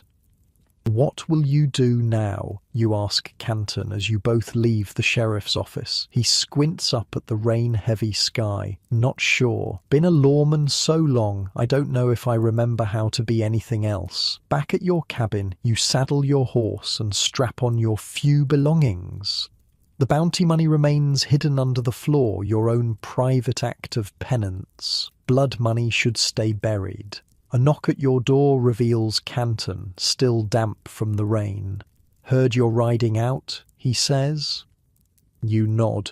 "Nothing left for me here." "Where you headed?" "North, maybe. Hear there's gold in Alaska." Canton's eyes light up with unexpected interest. "Alaska, huh? Been thinking about that myself." "You'd leave Oklahoma?" you ask, surprised. Despite everything, Canton seemed rooted here. He shrugs. "What's keeping me? No badge, no authority, and 2 dead Duns whose brothers might still come looking for revenge." He pauses, considering. "Alaska's about as far as a man can go without leaving American soil. It's cold," you warn, "and lawless in its own way." "Cold, I can handle. And lawless." Canton's smile is wry. "I've got experience with that from both sides." You hadn't planned on travelling with company, especially not Frank Canton, but there's something appealing about having a former lawman along for the journey north, especially one as handy with a gun as Canton. "I'm leaving today," you say. "Rain or no rain?" "Give me an hour to pack," Canton replies. "One last piece of business to settle first." As Canton walks away, you wonder what final loose end needs tying up. Then you remember the surviving Dunn brothers, Dal and George, were last seen riding west. But are they really gone? An hour later, you're mounted up and ready when Canton rides up on his tall bay gelding. He's travelling light. it. One pack horse with supplies, his weapons, and whatever personal items he values enough to bring along. Business settled, you ask as you turn your horses north. As much as it can be, he answers cryptically. The rain has settled into a steady drizzle as you ride out of Pawnee. A few townspeople watch you go, but most stay inside, out of the weather. No one seems particularly sorry to see either of you leave. Too much death has followed in your wake. 3 days north, camped beside a small creek, Canton finally explains his business back in Pawnee. Went to see Dal and George's trail, he says, feeding sticks into your small fire. Make sure they really headed west. And did they? Canton nods. Tracked them about 10 miles. They're running, not hunting, heading for California like they always planned. You think they'll let it go? Their brothers' deaths? The fire pops and crackles, sending sparks into the night sky. Canton stares into the flames, considering. Hard to say. Dal never struck me as the vengeful type, more practical. George, he's the wild card, young, impressionable, could go either way. So we watch our backs, you conclude. We always watch our backs, Canton corrects. That's how men like us stay alive. Men like us. The phrase strikes you. When did you become the same kind of man as Frank Canton? Somewhere between your first bounty hunt and now, the line between who you were and who you've become has blurred beyond recognition. As you journey north, the landscape changes. Oklahoma's relatively flat terrain gives way to the rolling hills of Kansas, then the plains of Nebraska. You stick to less traveled routes, avoiding major settlements where Canton might be recognized. Not that anyone's actively hunting the former undersheriff, but old habits die hard. The weeks on the trail give you time to know Canton better. He speaks little of his past as Joe Horner, but occasionally, around the campfire at night, he'll share stories of his lawman days, the outlaws he's tracked, the gunfights he's survived, the hanging judge's court where he delivered his prisoners. Ever regret switching sides? You ask one night, going from outlaw to lawman? Canton considers the question longer than you expect. Not regret exactly, but sometimes I wonder what would have happened if I'd been caught back in Texas, served my time instead of running. You'd probably be dead, you point out. Texas prisons aren't known for their hospitality. Maybe. He pokes the fire with a stick. Or maybe I'd have served my sentence and still ended up a lawman, just without the lies. A lot of lawmen started out breaking the law, you observe. Seems like you need to understand both sides. Canton nods slowly. That's the truth of it. Best lawmen are the ones who can think like outlaws, know where they'll run, how they'll hide. In July, you reach Dakota Territory. The land is vast and empty, stretching to horizons that seem impossibly distant. The weather turns mercurial, blistering heat one day, violent thunderstorms the next. Still, you push on, drawn northward by rumors of Alaskan gold and the promise of new beginnings. News travels even on the frontier. In a small trading post near the Canadian border, you hear that Dynamite Dick Clifton, one of the last members of the Wild Bunch, has been killed by deputy U.S. Marshals. The age of the outlaw gangs is ending, replaced by a new kind of ordered society. World's changing, Canton remarks as you ride away from the trading post. Closing in. Time was, a man could ride for weeks without seeing another soul. Now there's towns and settlements everywhere you look. He's right. The Wild West isn't so wild anymore. Railroads crisscross the land, telegraph lines connect distant cities. Law and order advance with each passing year, pushing the frontier further and further back until one day there will be no frontier left at all. That's why Alaska makes sense, you reply. Last real frontier we've got. Canton nods, his expression distant. For now, anyway. In late August, you reach the coast. The Pacific stretches before you, vast and forbidding. Ships come and go from the bustling port, many bound for Alaska and the gold fields of the Yukon. Ever been on a ship before? You ask Canton as you watch stevedores loading cargo onto a weathered steamer. Once, he admits, got seasick the whole damn time. You laugh, surprised by this admission of weakness from the stoic lawman. Maybe we should go by land, through Canada. Too late in the year, Canton shakes his head. Winter comes early up north. We'd get caught in the passes. So it's settled. You book passage on a steamer bound for Skagway, spending nearly half your remaining funds on tickets and supplies. The gold rush has driven prices sky high, with desperate men paying whatever it takes to chase the dream of instant wealth. The night before your ship sails, you and Canton share a bottle in a dockside tavern filled with prospectors, sailors, and fortune seekers. The air is thick with tobacco smoke and wild stories of gold nuggets the size of a man's fist just waiting to be plucked from Alaskan streams. You really think there's gold up there? You ask, skeptical of the extravagant claims. Canton shrugs. Maybe. But that's not why we're going, is it? He's right, of course. You're not chasing gold. You're running from ghosts, from the men you've hunted, the blood you've spilled, the person you became while carrying that bounty hunter's license. What will you do up there, you ask, if not prospect? Heard they need lawmen. Canton says, US Marshals are short-handed with all the prospectors flooding in. Might see if my experience counts for anything. Even with your history? New territories, new rules. He refills his glass. Besides, Joe Horner died a long time ago. I'm Frank Canton now, have been for 20 years. You believe that, you ask? That a man can just become someone else? Canton meets your gaze steadily. I have to believe it.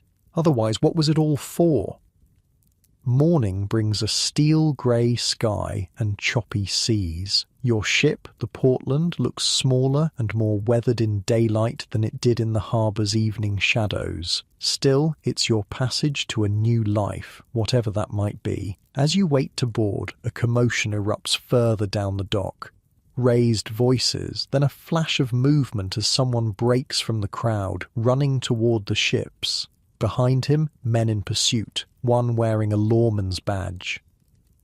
"Stop that man," the lawman shouts. Wanted for murder, the fugitive races past you, desperation in his eyes. In his hand, a ticket for the Portland, your ship. He's trying to escape to Alaska, just like you and Canton, running from his past, just like you. Without thinking, your hand drops to your revolver. Old habits, the bounty hunter's instinct to capture, to bring in the wanted man. Beside you, Canton has already drawn his weapon, tracking the runner with practiced ease. But something stops you both, a moment of recognition, not of the man himself, but of what he represents, a mirror image from another time. The fugitive makes it to the gangplank and disappears into the ship. The pursuing lawman arrives seconds later, breathless and angry. "Did you see him?" the badge wearer demands. "Dark hair, blue shirt, running like hell?" You and Canton exchange a glance. 20 years ago, Canton was that running man, and you could have been him too, under different circumstances. "Didn't notice," Canton says, holstering his weapon. "Too many people on the docks today." The lawman curses, then hurries aboard to search the ship. You and Canton follow more slowly, your passage tickets in hand. "Why'd you let him go?" you ask quietly as you board. Canton doesn't answer immediately. When he does, his voice is thoughtful. "Maybe some men deserve a second chance, a fresh start." "Even killers?" you press. "We've all killed," Canton responds simply. "Question is whether we learn from it, whether we become something better." As the Portland pulls away from the dock, you stand at the rail watching America recede. Behind you lies a continent of memories, blood and dust. Ahead, the unknown waters leading to Alaska, to new beginnings. Beside you, Frank Canton, once Joe Horner, bank robber and fugitive, then lawman and bounty hunter, now something undefined, stares north with anticipation in his eyes. "No wanted posters in Alaska with our faces on them," he remarks. "No Dunn brothers looking for revenge, no old scores to settle." Clean slate, you agree. But as the shoreline disappears into the mist, you wonder if any slate is ever truly clean, if the blood on your hands and the ghosts in your dreams will fade with distance and time, or if, like Canton, you'll spend the rest of your life balancing who you were against who you're trying to become. The sea stretches endlessly before the ship, grey and mysterious as the future itself. Somewhere ahead lies Alaska, the last frontier, with its promises and perils. You've left behind the dust of Oklahoma, the bodies of outlaws, the blood money under cabin floorboards. You've left behind the bounty hunter you were. But have you outrun yourself? Can anyone? As the Portland pitches in the growing swells, Canton grips the rail, his face already tinged with green. "Damn sea," he mutters. "Remind me why we didn't take the land route." You laugh, finding unexpected humour in seeing the legendary lawman laid low by simple waves. "Because we're in a hurry to become new men." "New men," he echoes, managing a grim smile. "Let's hope Alaska is far enough." The ship sails on, carrying you both toward whatever awaits in the frozen north. Behind you, the age of outlaws and bounty hunters fades like the distant shore, a chapter of American history closing forever. But some legends persist, some stories refuse to end, and in the years to come, the tale of Frank Canton, the outlaw who became a lawman, who became something else entirely, will be whispered in frontier saloons alongside stories of the Dalton Gang, the Wild Bunch, and the deadly Dunn brothers. After all, in the Wild West, a man wasn't defined by who he claimed to be, but by the stories told about him after he was gone, and those stories, like the frontier itself, have a way of growing wilder with each telling. The journey to Alaska tests your endurance in ways Oklahoma's gunfights never did. For 12 days, the Portland pitches and rolls through seas that grow increasingly hostile. Canton spends the first 3 days hanging over the rail, emptying his stomach into the Pacific, his legendary toughness no match for the ocean's relentless motion. "Should have shot me back in Pawnee," he groans during a particularly violent storm. "Would have been kinder." By the 4th day, he finds his sea legs, though he remains pale and subdued. The ship is crowded with prospectors, dreamers, and fugitives, men not unlike yourselves, seeking fortune or escape or both. The common areas buzz with wild tales of Alaskan gold, each story more extravagant than the last. "Nuggets big as your fist just lying in the creeks," one red-faced miner insists. "Saw it with my own eyes." You listen, skeptical but curious. These men believe in something, a chance, however slim, at transformation. Gold fever, they call it, the delirious conviction that the next shovelful of dirt will change everything. You believe any of it? You ask Canton as you share a smoke on deck, watching the northern horizon where the Alaskan coast still lies days away. He shrugs. Some. Where there's this many men willing to risk everything, there's usually something worth having. Maybe not what they think, but something. What are we looking for up there? The question has been bothering you since you decided to join Canton on this journey. Not gold, I'm guessing. Canton stares at the endless grey waves. Space, he finally says. Room to breathe without looking over my shoulder, without seeing ghosts. You understand that sentiment better than most. The ghosts of Oklahoma, the men you've hunted, the blood spilled in dusty streets and forgotten creek beds, haven't stayed behind. They've boarded the Portland with you, invisible passengers watching from the shadows. The ship rounds a headland, and suddenly Skagway appears, a ramshackle collection of tents and rough wooden buildings clinging to the shore beneath towering mountains. Behind the settlement, a narrow valley stretches away into fog-shrouded peaks, the infamous Chilkoot Pass, gateway to the Yukon goldfields. As the Portland eases into the harbour, you're struck by the chaos on shore. Hundreds, maybe thousands of men swarm the beach and crude docks. Vast piles of supplies and equipment create small mountains amid the human anthill. Dogs bark, men shout, steam whistles shriek. Jesus, Canton mutters beside you. It's worse than Dodge City during cattle season. You disembark into Bedlam. The muddy streets of Skagway teem with prospectors, conmen, merchants and thieves. Prices for everything from beans to blankets have been inflated to absurd levels by demand and distance. A sign outside a crude restaurant advertises eggs for $1 each. A week's wages back in the States. First order of business, Canton says, shouldering his pack, is finding some place to sleep that won't get us robbed or murdered.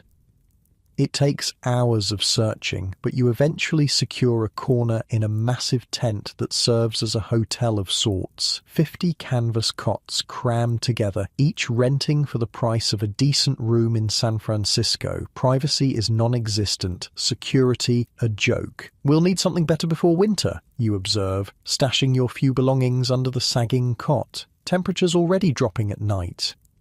Canton nods, his experienced eyes surveying the tent's other occupants, a mix of exhausted prospectors, bright-eyed newcomers, and hard-faced men whose purposes in Alaska might not bear close examination. Tomorrow I'll check in with the law here, he says quietly. See what opportunities exist. You sure about that? You ask. After everything in Oklahoma? I'm not looking to pin on another badge, he clarifies. Just want to know where things stand, who's in charge, what kind of operation they're running. You understand his caution. Alaska in 1897 is the edge of American jurisdiction, a place where law exists more as a concept than a reality. Knowing the terrain, legal as well as physical, is essential for survival.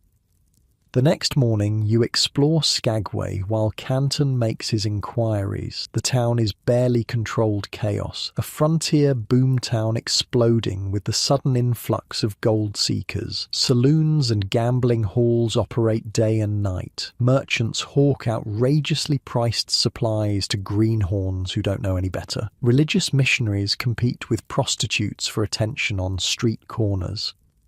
Quite a place, a voice observes beside you. You turn to find Canton, looking troubled. Makes the Oklahoma Territory seem civilized by comparison. What did you find out? He guides you away from the main street, speaking low. Law's a joke here. U.S. Marshal has jurisdiction but no manpower. Local peacekeepers are on the take. Real power belongs to a fella named Jefferson Smith, calls himself Soapy, runs everything from gambling to protection rackets.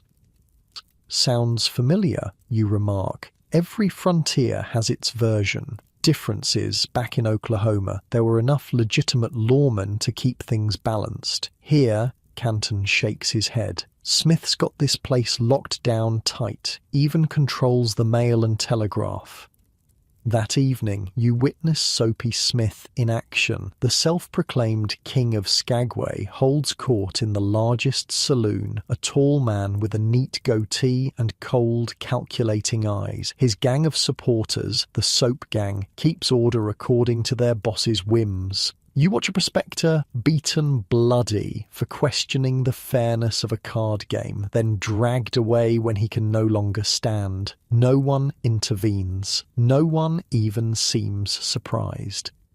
"We should move on," Canton says after witnessing the beating. "Dawson City's further into the interior, but it's got actual law. Canadian Mounties don't mess around. Crossing the pass this late in the year is risky," you point out. "Winter's coming fast." Canton surveys the saloon, his eyes lingering on Soapy Smith. "Staying here might be riskier."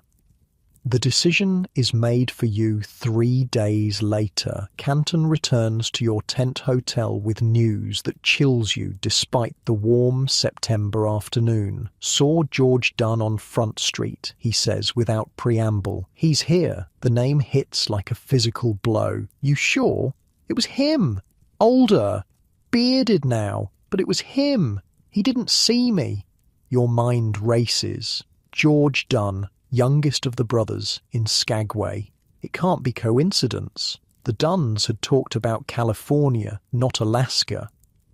"He's hunting us," you conclude. Canton nods grimly. "Has to be. Question is he alone, or did Dal come too?" You pack quickly, gathering only essentials. The Chilkoot Pass is already dangerous this late in the season, but staying in Skagway with a vengeful Dun on your trail is certain death. "We leave at dawn," Canton decides. "First boat up Lynn Canal to Dyer, then straight to the trailhead." That night, you sleep fitfully, waking at every sound, hand never far from your revolver. The ghosts you fled in Oklahoma have followed you to Alaska, taking corporeal form. The past, it seems, isn't so easily outrun. Dawn brings fog rolling off the water, shrouding Skagway in ghostly white. Perfect cover for your departure, but also perfect ambush weather. You move cautiously through the sleeping town, alert for any sign of George Dunn. The small steamer to Dyer leaves with the morning tide, carrying a dozen passengers, mostly prospectors headed for the pass with dreams of Yukon gold. You and Canton stand at the stern, watching Skagway disappear into the fog, wondering if George Dunn is watching the boat from shore, realizing his quarry has slipped away. "Think he recognized you?" you ask Canton. "Don't know. Been a few years. I've changed." "Not that much," you observe. The former undersheriff still carries himself with unmistakable authority, still watches everyone and everything with lawman's eyes. The journey to Dyer takes barely 2 hours. Unlike Skagway, this settlement is clearly temporary, a launching point for the Funkut rather than a destination itself. Tents far outnumber permanent structures. The beach is littered with mountains of supplies as prospectors sort and repack their goods for the grueling climb ahead. Canadian Mounties won't let anyone cross without a year's worth of supplies, Canton explains as you survey the scene. Ton of food and equipment per man. Literally a ton. 2,000 pounds. We travelling that heavy? You can't imagine hauling so much over a mountain pass. Canton shakes his head. "We're not prospectors. We're travelling light and fast. Hunting cabin up near Tagish Lake if we can make it before the snow. Mountie I knew back in Wyoming told me about it. Said the owner died last spring. Place is abandoned." It's a gamble, but a calculated one. Unlike the gold-crazed masses, you're not heading to the Klondike itself, but to the less-travelled regions just over the pass, and you're moving now ahead of the heavy snows that will close the routes entirely by November. The Chilkoot Trail begins innocuously enough, a muddy path winding through scrubby forest alongside a rushing creek. But within miles, the true nature of the journey becomes clear. The trail steepens dramatically, becoming a brutal ascent up bare rock and scree. Around you, prospectors struggle under impossible loads, many making multiple trips to transport their ton of supplies. You and Canton push forward, carrying only what you need to survive. Food, ammunition, basic tools. The weather holds for 3 days, allowing steady progress. On the 4th morning, you reach the summit, the literal border between American and Canadian territory, marked by a tattered flag and a small detachment of Mounties checking paperwork and supplies.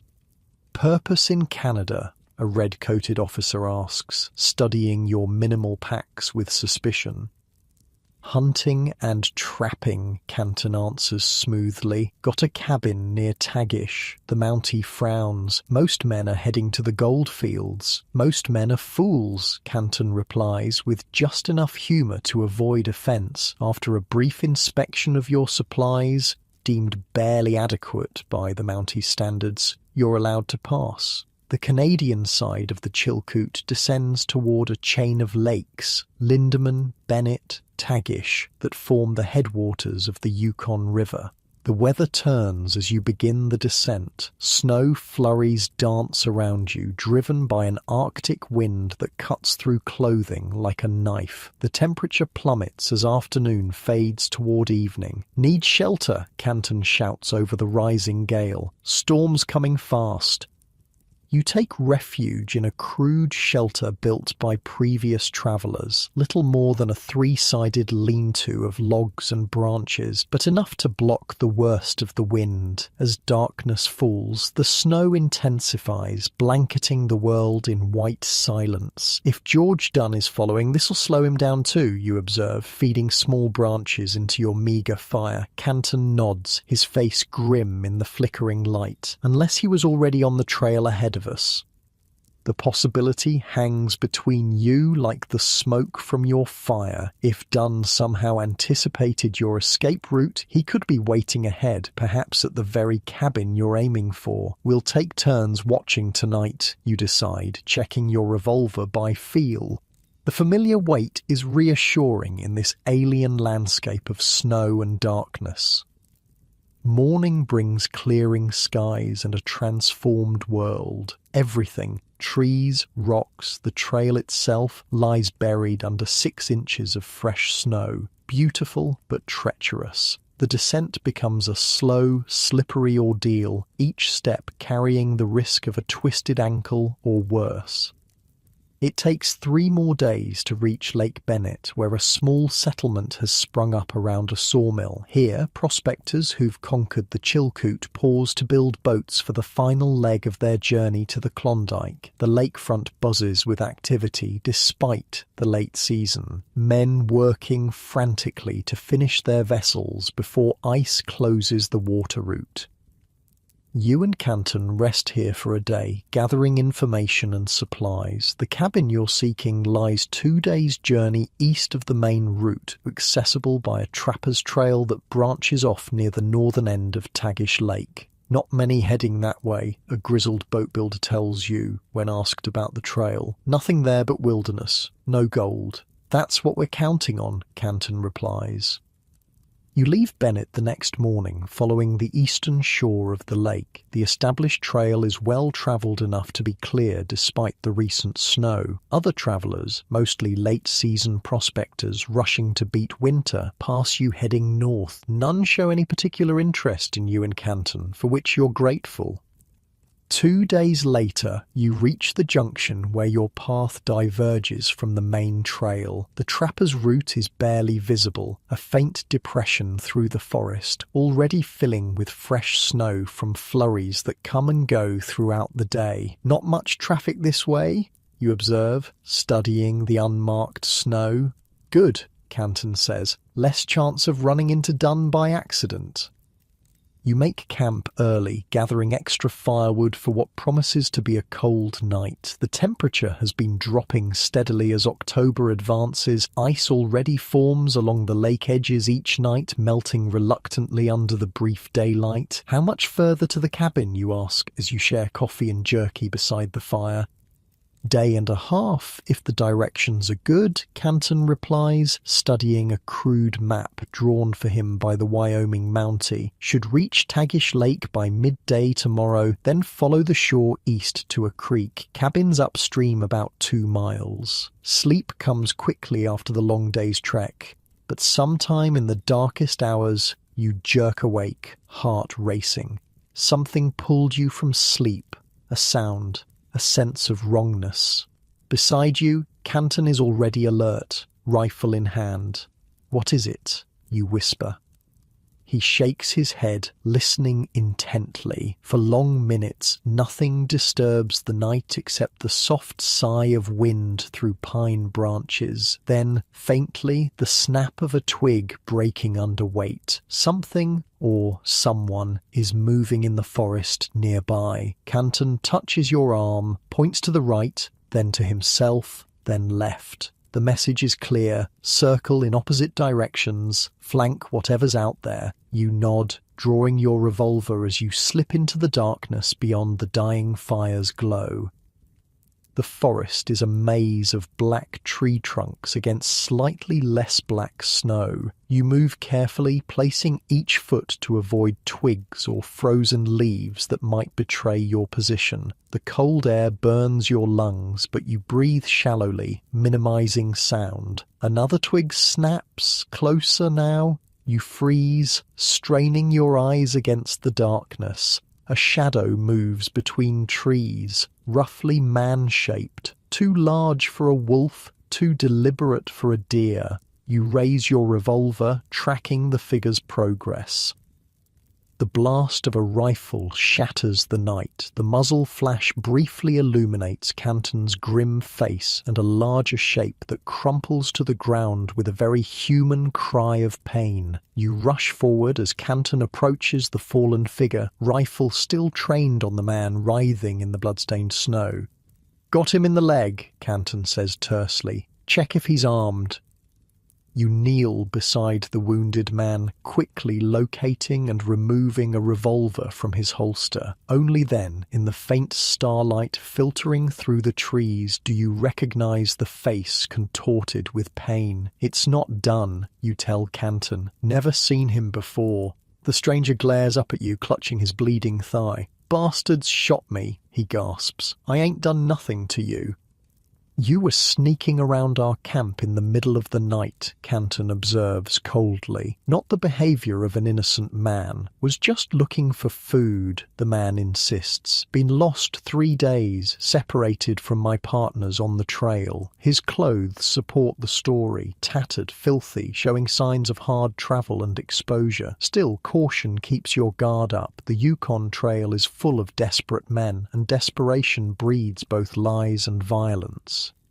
"We'll treat your wound," you decide. "Then we'll figure out what to do with you in the morning." By firelight, you and Canton clean and bandage the stranger's leg. The bullet passed through cleanly, damaging muscle but missing bone and major blood vessels. With proper care, he'll recover, though walking any distance will be painful for weeks. "Name's Harris," the man says once the worst of the pain subsides. "William Harris. From Seattle, originally." "What are you doing off the main trail?" Canton asks, still suspicious. Harris sighs. "Like I said, got separated from my partners. Was heading to the Klondike, but took a wrong turn somewhere after Bennett. Been wandering 3 days trying to find the trail again." His story is plausible. The route through the lakes is confusing, especially for newcomers, and especially under snow. Men have died within yards of the main trail, lost in whiteout conditions, or simply taking a wrong turn. "We're not heading to the Klondike," you tell him. "Can't take you there." "Don't care where you're going," Harris replies wearily. "Just don't leave me out here to die." The night passes tensely, with you and Canton taking turns watching both the wounded Harris and the surrounding forest. By morning, it's clear the man poses little threat. His wound, while not life-threatening, has left him feverish and weak. "We can't leave him," you tell Canton privately as you break camp. "He won't survive on his own." Canton's face is impassive. Taking him with us is a risk. Slows us down, uses supplies we can't spare. "We shot him," you remind Canton. "Accident or not, that makes him our responsibility." Something flickers in Canton's eyes. Perhaps respect, perhaps just resignation. Fine. But he rides the pack horse, and we keep his gun. And so your party gains a third member as you continue toward Tagish Lake. Harris, secured on the back of your pack horse, drifts in and out of consciousness as fever from his wound takes hold. You make slower progress than planned, forced to stop early to treat Harris and ensure he doesn't fall from the horse. Should reach the cabin tomorrow, Canton says that evening, studying his map by firelight, assuming it's where it's supposed to be and assuming it's still standing. And assuming George Dunn isn't waiting for us there, you add quietly, so Harris can't hear. Canton meets your gaze across the fire. Been thinking about that. If Dunn is hunting us, why haven't we seen sign of him on our trail? He wasn't far behind us in Skagway. It's a good question. If vengeance drove George Dunn to Alaska, he should have been dogging your steps from the beginning. Instead, there's been no sign of pursuit. Maybe he lost our trail, you suggest, or took a different route over the mountains. Maybe, Canton agrees, but he doesn't sound convinced. Or maybe he's already where we're going, waiting. The possibility adds urgency to your journey. The next morning, despite Harris's deteriorating condition, you push harder, determined to reach the cabin before nightfall. The terrain grows increasingly difficult, the trapper's trail fading to nothing in places, forcing you to navigate by Canton's crude map and natural landmarks. Midday brings you to the eastern shore of Tagish Lake, its waters slate grey under a low, threatening sky. Wind whips across the open expanse, carrying the promise of snow. You follow the shoreline north, searching for the creek that will lead to your destination. There! Canton points around mid-afternoon. A small stream empties into the lake, partially frozen even in the relative warmth of daylight. This should be it. The creek leads away from the lake into dense forest. You follow its winding course upstream, Canton in the lead, you bringing up the rear with Harris on the pack horse between you. The wounded man has stopped complaining, a sign of his worsening condition. The cabin appears suddenly around a bend in the creek, a solid structure of squared logs with a stone chimney, nestled in a small clearing. Smoke rises from that chimney, thin but unmistakable against the darkening sky. Someone is already there. Canton raises his hand, halting your small party within the tree line out of sight from the cabin's windows. "Stay here with Harris," he whispers. "I'll scout." He disappears into the underbrush, circling to approach the cabin from another angle. You wait, tense and alert, one hand on your revolver, the other steadying Harris, who sways dangerously on the horse's back. 10 minutes pass. 15. The light fades as evening approaches. Finally, Canton reappears, his expression unreadable. "Well?" you ask. "Done?" Canton shakes his head. "Not done. A woman, alone, far as I can tell." "A woman?" You can't hide your surprise. Female prospectors exist, but they're rare, especially this far from established routes. "Native woman," Canton clarifies. "Probably Tagish or Tlingit. Looks like she's been living in the cabin since the trapper died." You consider this unexpected development. What do we do? Canton stares at the cabin, thinking.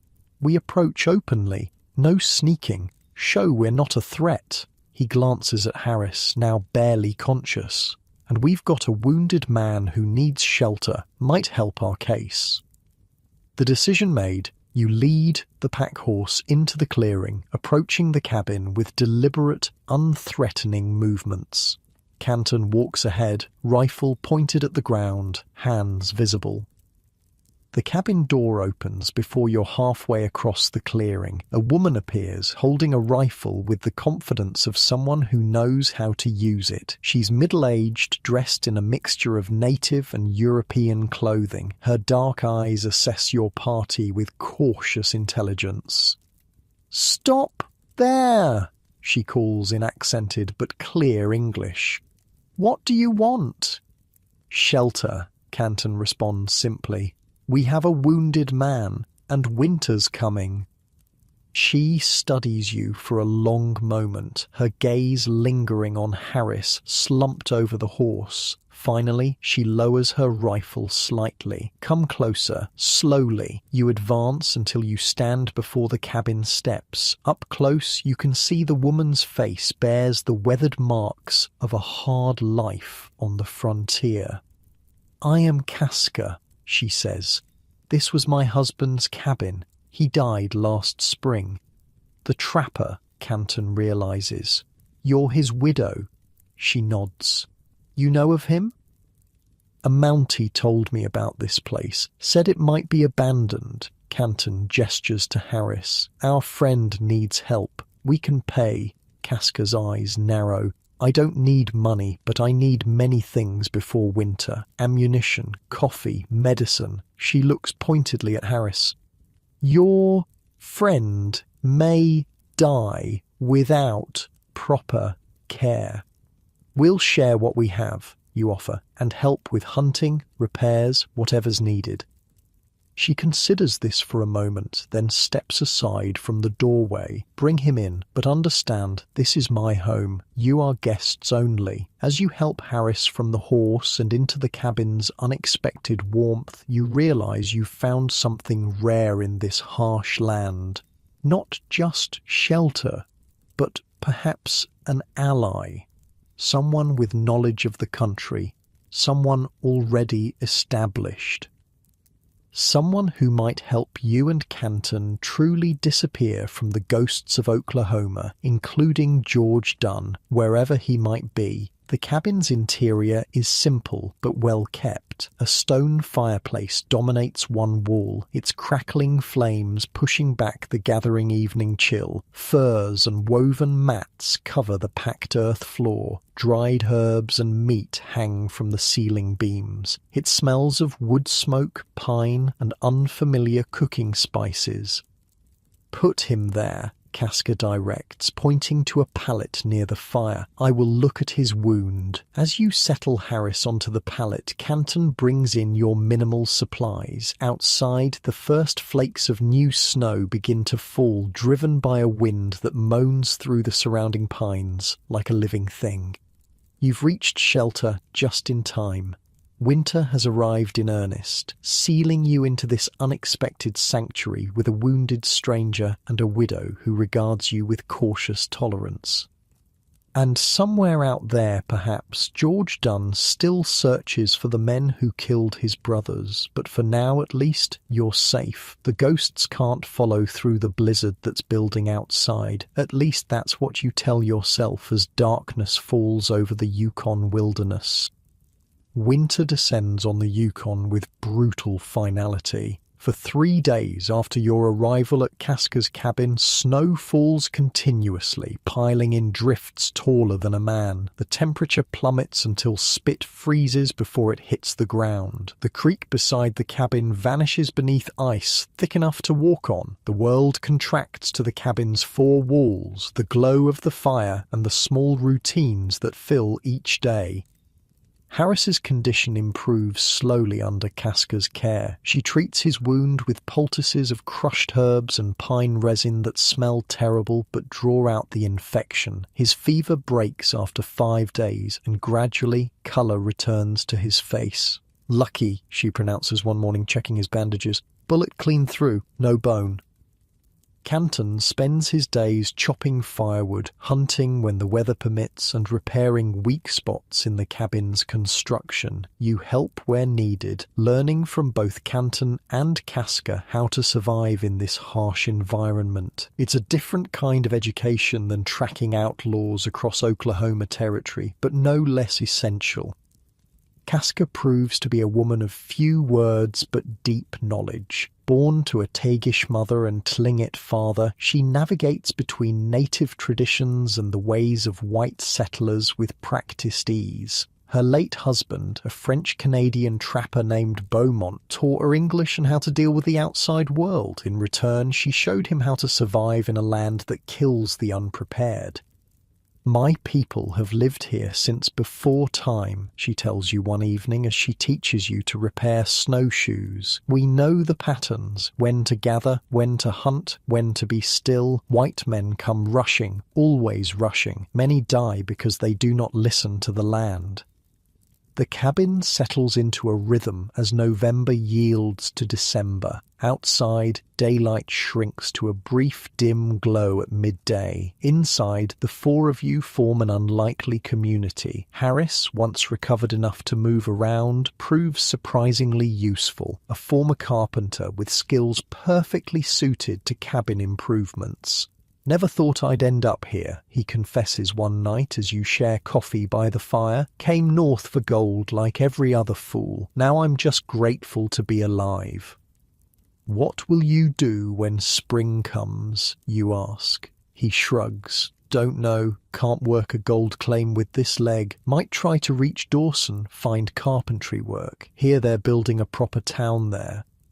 Canton rarely speaks of the future. He throws himself into learning everything Casca can teach, tracking in snow, reading weather from cloud patterns, preserving meat to last the winter. When not working, he sits by the fire carving intricate figures from wood with surprising artistry. Bears, wolves, eagles, the animals of his new world taking shape beneath his knife. "Didn't know you were an artist," you remark, watching him work on a delicate salmon. "Neither did I," he responds with a slight smile. "Never had time for it before." Christmas comes and goes, marked only by a special meal of moose meat and dried berries that Casca prepares. The new year arrives during a blizzard so fierce that stepping outside means certain death. You celebrate by staying alive, gathered around the fire, listening to the wind howl like hungry wolves beyond the walls. January brings the deep cold, temperatures that freeze unprotected flesh in minutes. The simple act of gathering firewood becomes a dangerous expedition requiring careful preparation. Inside the cabin, frost forms in corners despite the constant fire. At night, everyone sleeps close to the hearth, wrapped in layers of furs and blankets. It's during one such night in late January that the quiet is broken by an unexpected sound, the distant howl of sled dogs. You wake instantly, hand reaching for the revolver you keep nearby even now. Across the cabin, Canton is already up, rifle in hand, peering through the single window's frost-rimed glass. "Someone's coming," he says unnecessarily. "Dog team, single sled from what I can make out." Casca joins him at the window. "Might be mail carrier. They come through sometimes, even in winter." "Or might be someone else," Canton says, his meaning clear. George Dunn remains an unspoken concern, a shadow at the edges of your new life. The sled appears at the edge of the clearing just as grey dawn breaks. A single figure drives a team of 6 dogs, moving with the practiced skill of someone who knows the country. Not a desperate man on a vengeance mission, but a professional traveller. "Mail carrier," Casca confirms, relaxing slightly. "I know this man. Jacob Whitney, half Tlingit, half American, carries messages between settlements." Even so, you and Canton remain cautious as the sled approaches. Old habits die hard. Whitney brings his team to a halt outside the cabin, speaking soft commands in a mixture of English and native words. The dogs settle immediately into the snow, trained to rest whenever the opportunity presents itself. Whitney himself is a compact man bundled in furs, his face weathered by years of exposure to the elements. Only when he pushes back his hood can you see he's younger than his bearing suggests, perhaps 30, with intelligent eyes that miss nothing. "Casca," he greets, stomping snow from his boots before entering. "Didn't expect to find you with company." "These men arrived before the deep snow," she explains. "One was wounded. They stay for winter."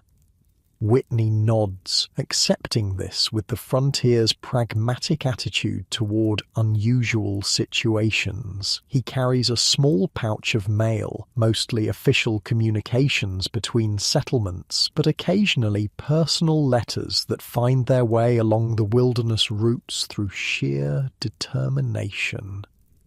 "Nothing for you," he tells Casca, "but I bring news, and coffee if you have some to spare."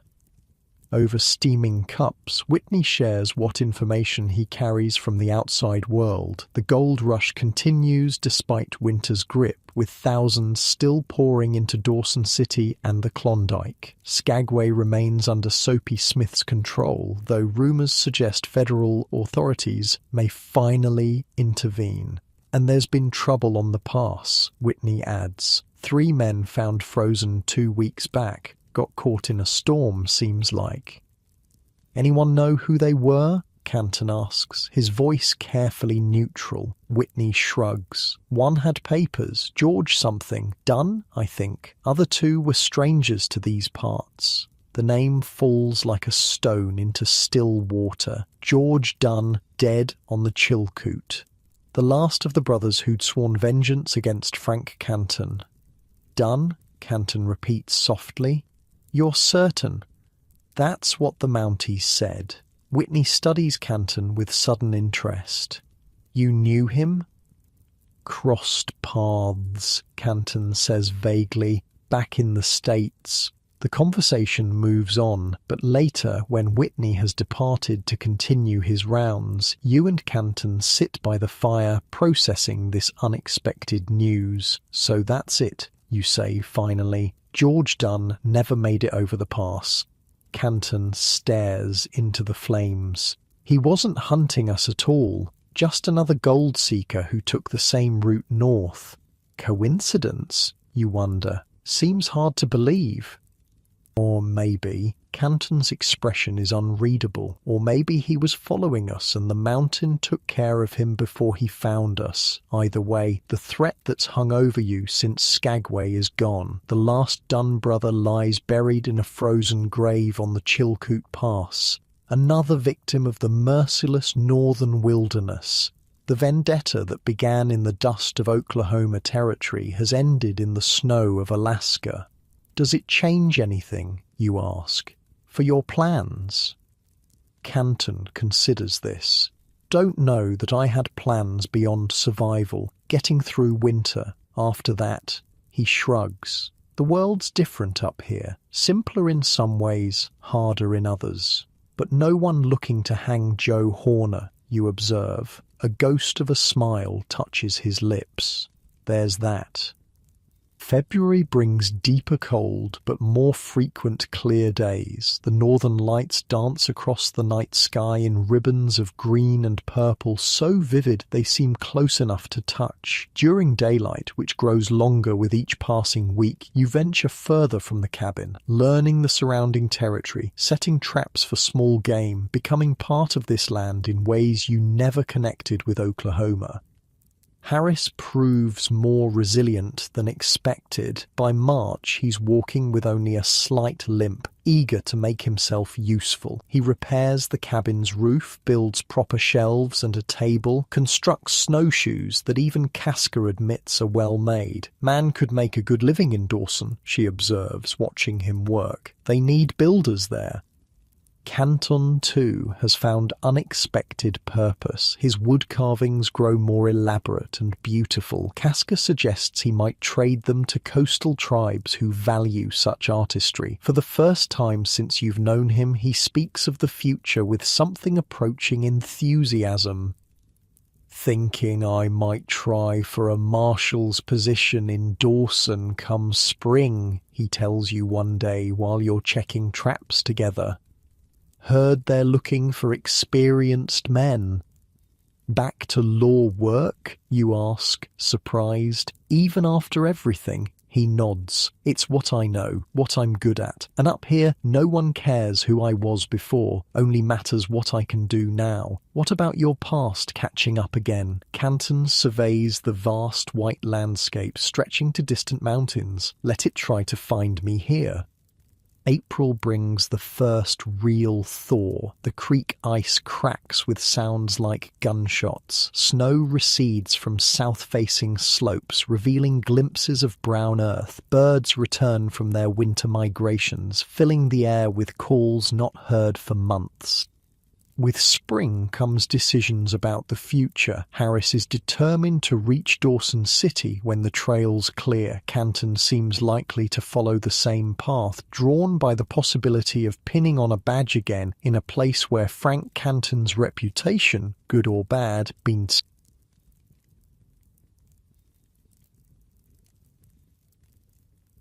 What about you? Canton asks one evening as plans take shape. Got a direction in mind? You've been pondering this question for weeks. The bounty hunter life holds no appeal anymore. Neither does chasing gold like the thousands still streaming north despite disappointing reports from the Klondike. Might stay, you say, surprising yourself with the decision even as you speak it. Help Casca with the trapping. Learn the country better. Canton nods, accepting this without judgment. Good land here, far from crowds, far from troubles.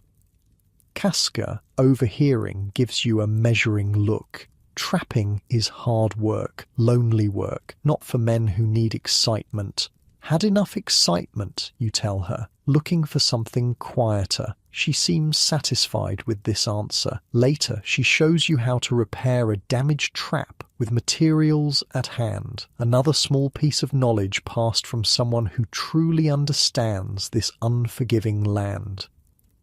May brings genuine warmth and the final preparations for departure. The trail to Lake Bennett is clear enough for travel, and from there, Harris and Canton can catch transport to Dawson City. You help them pack, provision, plan their route using knowledge gained over the winter.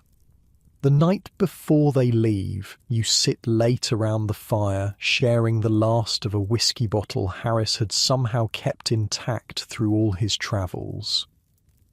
Strange how things work out, Harris muses, staring into his cup. Almost died on that trail. Now I'm heading to Dawson to build houses for rich prospectors. Life takes unexpected turns, Canton agrees, especially up here. What about you? You ask him. Still set on marshal work? He nods. Already exchanged letters with the chief constable in Dawson. They're interested in my experience. A faint smile touches his lips. Didn't mention which side of the law that experience came from.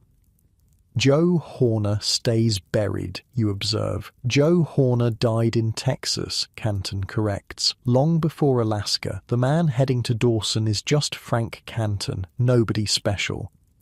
But there's something in his tone that suggests he doesn't quite believe this himself. Canton may have outrun his past, but he carries it within him, shaped by it in ways that can never be fully escaped, just as you carry the memory of every man you hunted, every bounty collected, every life altered or ended by your actions in Oklahoma. Morning comes clear and cool. Harris and Canton make final preparations for the journey to Bennett and beyond. You help load the sled Casca has traded for, harnessing the two dogs that will help pull their supplies. Should reach Bennett by nightfall if you push hard, you advise, checking the bindings one last time. We'll make it, Canton assures you. He seems lighter somehow, unburdened by the weight of secrets and vendettas that dogged him in the South. The moment of parting comes without ceremony. Harris shakes your hand firmly, genuine gratitude in his eyes. Wouldn't be alive without you, he says simply. Despite you shooting me first, you laugh, acknowledging the strange path that brought you all together. Build something that lasts in Dawson. Count on it, he promises. Canton's farewell is more reserved, befitting the complex history between you. You've been enemies, allies, reluctant partners, and finally something approaching friends. Take care of yourself, he says, offering his hand. This country doesn't forgive mistakes. I've got a good teacher, you reply, glancing toward Casca, who watches from the cabin door. Canton nods. Better than most. He hesitates, then adds, if you ever make it to Dawson, I'll find the marshal's office. You complete the thought. With final waves they depart, following the creek down toward Tagish Lake. You watch until they disappear among the trees, two more men seeking reinvention in the vastness of the north. Beside you, Casca stands in comfortable silence. Finally, she says, they will be fine. Your friend Canton, he understands what matters here. And what's that, you ask? Knowing when to fight and when to bend, she answers, like the willows in storm. You help her inside to prepare for the day's work. There are traps to check, wood to split, endless tasks that fill frontier life. But now these tasks feel purposeful rather than desperate. Not just survival, but building something that might last. That night, alone, except for Casca's quiet presence across the cabin, you find yourself reflecting on the strange journey that brought you here. From dusty Oklahoma streets to this isolated cabin in the Yukon wilderness. From hunting human beings for money to learning how to live in harmony with one of the world's harshest environments. Frank Canton's path continues elsewhere, shaped by choices both deliberate and accidental. The Dunn brothers lie in graves scattered across two territories. Their vendetta ended not by justice, but by circumstance. And you, the bounty hunter who walked away, have found an unexpected peace in a place most would consider unbearably challenging. Outside, the northern lights dance across the spring sky, rippling curtains of colour that seem to contain all the mysteries of this vast land. Inside, the fire crackles softly, casting warm shadows that invite contemplation. Your bed of furs and blankets beckons, promising rest after a day of honest work. Perhaps reinvention is possible after all, you think, as drowsiness begins to overtake you. Not by outrunning the past or burying it like Frank Canton tried to do, but by building something new alongside it, accepting what came before while choosing what comes next. As sleep approaches, you recall something Casca said during the depths of winter. The land remembers everything, but judges nothing. It simply is. We can learn from this. The fire settles into embers. Outside, an owl calls once, then falls silent. Your breathing slows, matching the rhythm of the quiet cabin, the peaceful night, the turning earth. And as you drift towards sleep, warm and safe in this place so far from where your story began, you understand that the greatest bounty you ever found wasn't attached to a wanted poster or paid in blood money. It was this, the chance to begin again, the opportunity to choose a different path.